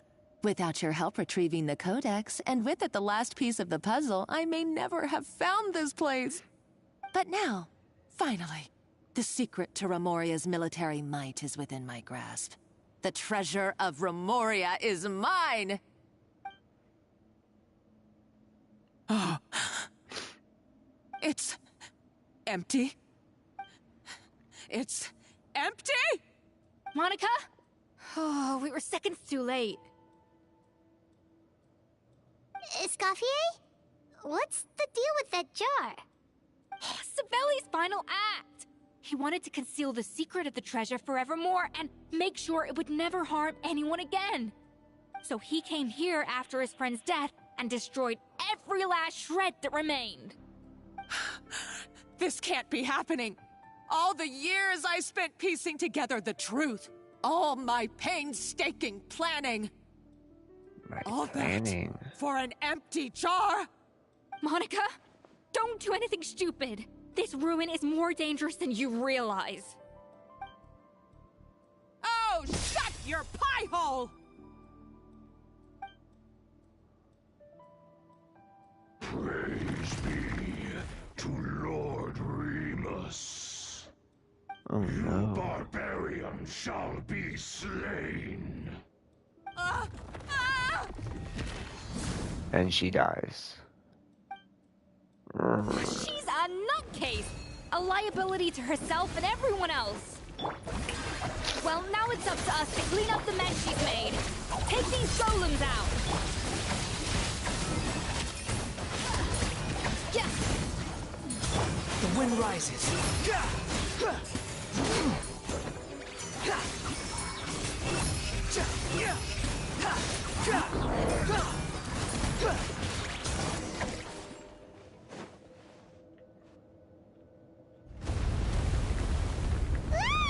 Why is this place still shaking? Either way, it's all her fault. Enough chit-chat. Let's get out of here, Traveler Escoffier, come on! Okay, I'm coming. Huh? Oh, no you don't. If I can't get what I want, neither will any of you. Pulls out a cat. I've got nothing to show for my life's work so far. But if I can take another so-called genius down with me in my final moment, then it was all worth it. Seems pretty petty. You're a psycho! You're a psycho. Oh, now she's dead. Savannah? Savannah, you cracked my skull. When did you wake up? When did you wake up? You cracked my skull. I may be a lousy chef, but it looks like I'm not a complete waste of space. I gotta go to the bathroom so bad. Traveler? Okay, let's go!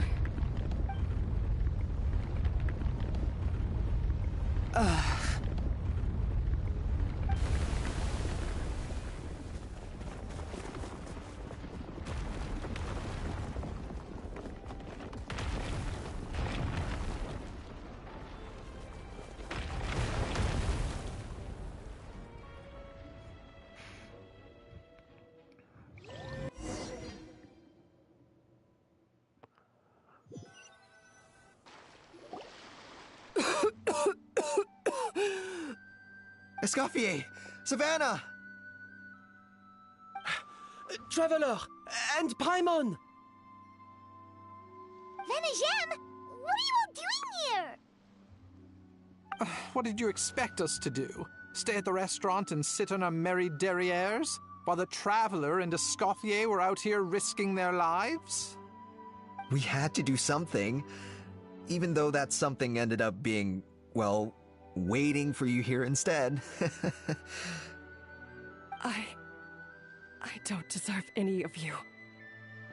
And I certainly don't deserve to be your head chef. It was my fault Escoffier had to leave. Then I couldn't live up to her standards. I acted like a tyrant in the kitchen. A tyrant. And now I almost got myself killed. Come back, Escoffier. Come and be our head chef again. I'll never be able to replace you. Okay, so everything I said to you the day I left, it just went in one ear and out the other? Exactly. Huh? Sorry, I was kinda in my own head at the time. All I could think about was the Lumiline situation. What was it you said again? Forget it. It doesn't matter. Huh? Anyway, I didn't leave this job because of you. Okay. And you're not nearly as awful a chef as you think. If you were that bad, why would all your staff show up here for you? Escoffier's right. Sure, you nitpick our work and get us to do things over a lot. But when it comes down to it, you're the one who's always doing whatever it takes to make sure the customers get served on time, every time. Things were pretty rough after Escoffier left, and Savannah's the only reason we've been able to make it through. Our customers know that Escoffier doesn't work for us anymore. But the fact is, they keep coming back. If that's not an endorsement of your work, I don't know what is. At the end of the day, we're all human, and we all make mistakes. All we can do is recognize where we get it wrong and do our best to improve. That's all that's humanly possible. No, I get what you're saying, but what I did to Firmont and to Escoffier, it's unforgivable. Well, about that, there's someone else here to see you, Chef. It's been a while, Chef Savannah. Firmont? I'm so sorry. I put far too much pressure on you. And the way I stubbornly refused to go and see you after you fell ill. There's no excuse. But I'm too late, aren't I? The damage is done. I heard that you can't even hold a kitchen knife anymore. Actually, I think I'm going to be just fine. Huh? We thought Firmin's problem was purely psychological in nature. But after the threat letter came to light, it got Firmin thinking. And then he remembered the tea that Monica used to give him every night. And as it turns out, she was lacing it with Lumaline the whole time. No way! Doesn't that cause nerve damage? It can. High doses pose a risk of serious nervous and sensory complications. But if you calculate the dosage carefully, you can control the extent of its effects. A small dose might simply make a person more emotional, whether that means more fragile or more hot-tempered. No wonder it seemed like you'd lost your edge. I asked my friends at the Fontaine Research Institute about it. They said that with the low dose I was taking, the risks are pretty small. They also fixed me up with some meds and said I should recover in no time. Well, that's what happens when you give someone a little bit of hope to cling on to. There's more. We believe that Firmin was likely not Monica's only victim. You mean she poisoned me too? Oh, so that's why Savannah's been so irritable this whole time! Let's not be too quick to blame everything on the Lumiline. That stuff can only amplify what's already there. So tasty food will seem like the most delicious thing in the world, while food you don't particularly care for will become utterly revolting. So you better make sure you reflect on your behavior and apologize to every single person you've wronged. I will. I'm sorry. There's still one question that's really bugging me. Why is it that no matter what I do, my gâteau de bois never tastes the same as yours? Is it just... I mean, is it because you're a genius and I'm not? It's because the heating element in your oven is broken, you silly goose. What?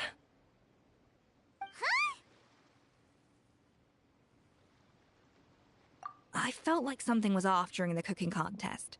Once I got around to checking all the equipment, I noticed it right away. There was a half-degree discrepancy between the temperature setting and the actual temperature.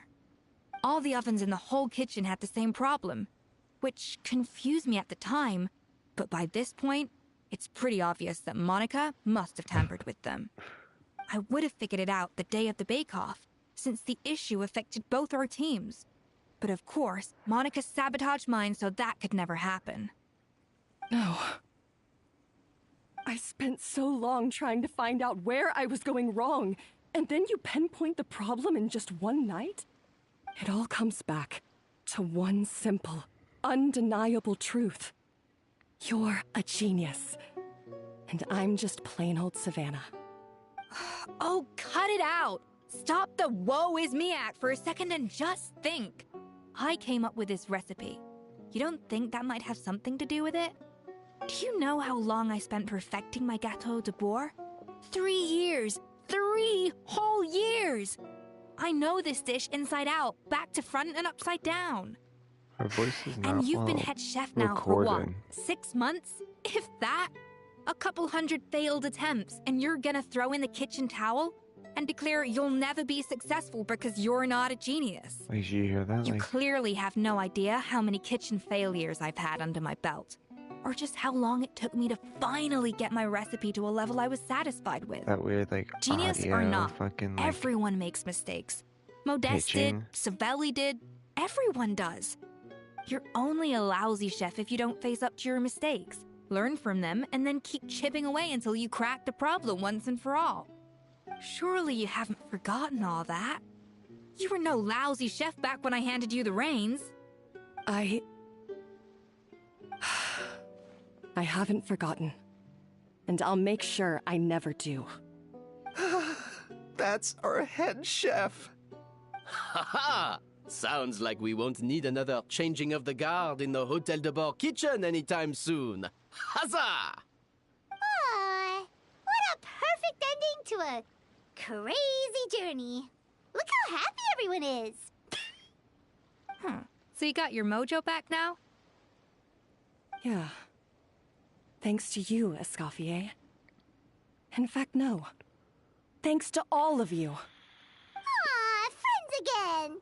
So nice to see them finally settle their beef. Good. So now that's out of the way. It's time for payback. You cheated in our last bake-off, and I demand a rematch right now. Huh?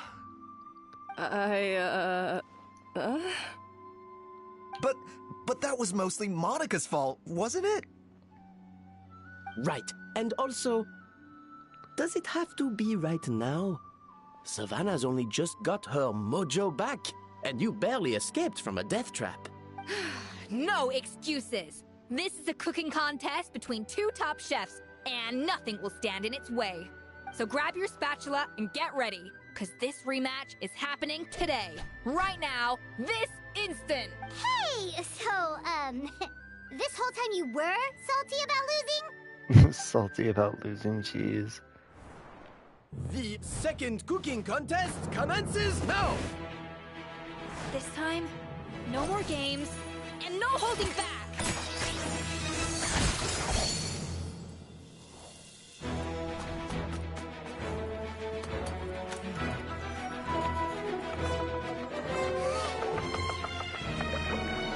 I don't think using your weird, like, tail apron spatula thing is allowed in the cooking competition.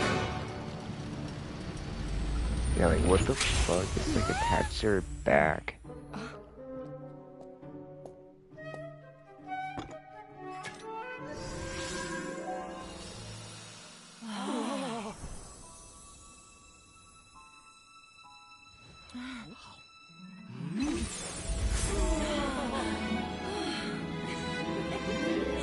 They just died.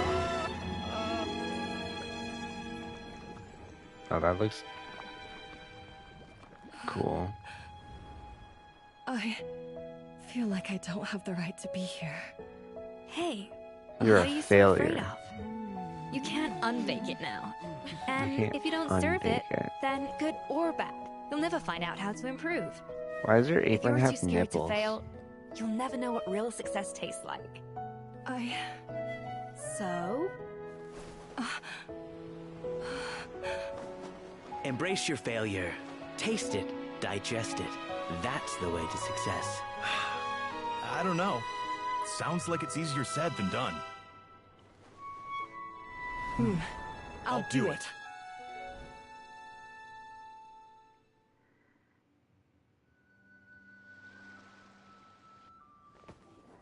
The end. Okay, sweet. Well, say farewell to Escoffier. Fuck you, Escoffier. I'll say farewell to you some other time. Oh, is that how, though? Did we somehow just wind up where, like, I think we probably need to go for something else? That's funny. Anyways, that'll be all for today, because I need to go potty. Real bad.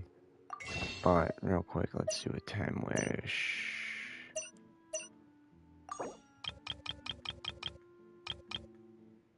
Wow.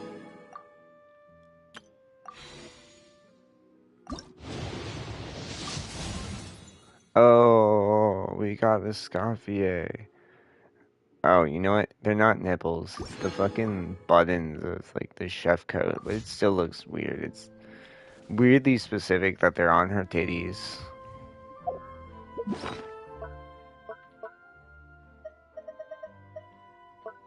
I mean, maybe I'm just reading into it, but it just feels off.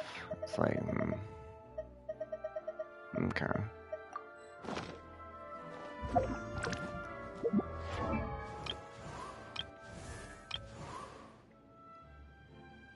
I didn't realize we got him too. Cool.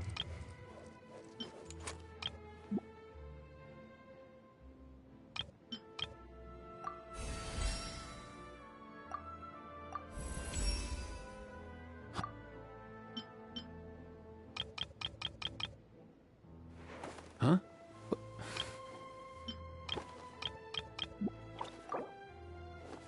Hey, get out!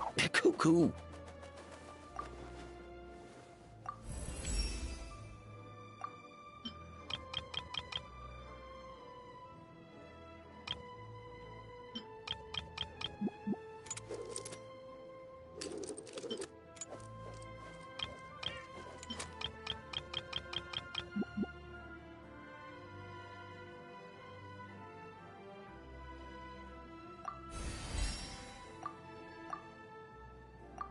Oh, wow. Huh?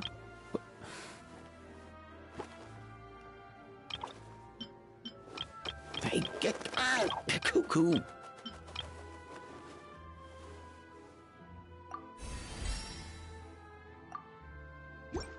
Sweet.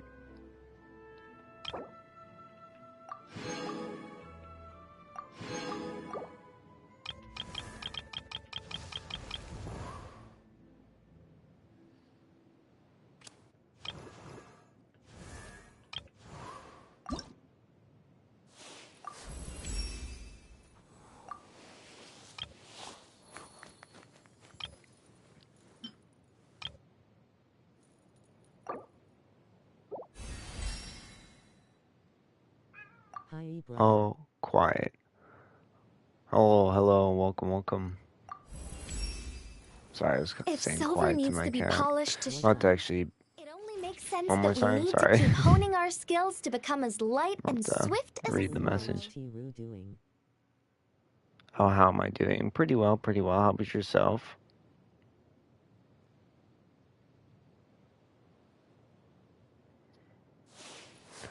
Just leveling up some characters here real quick, and then about to pull off the stream. Oh, quiet, Carl. I'm gonna feed you in a second.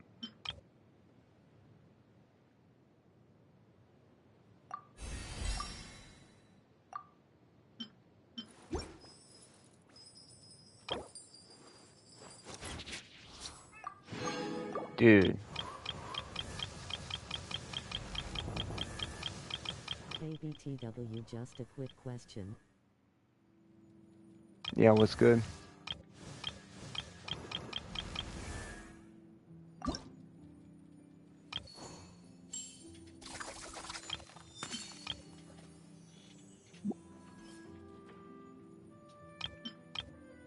Have you got the 20 pence Imagem common chest? I'm not sure. Maybe, maybe not.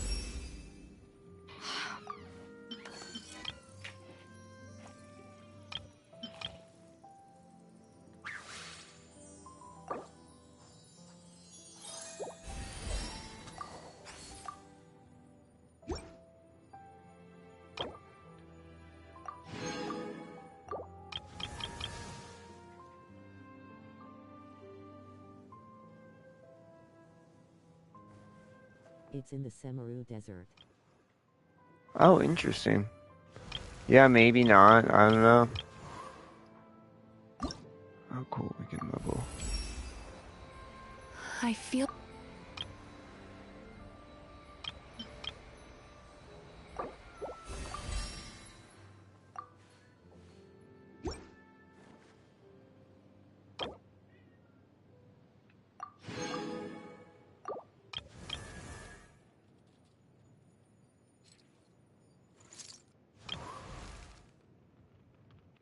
Want a guide how to get there?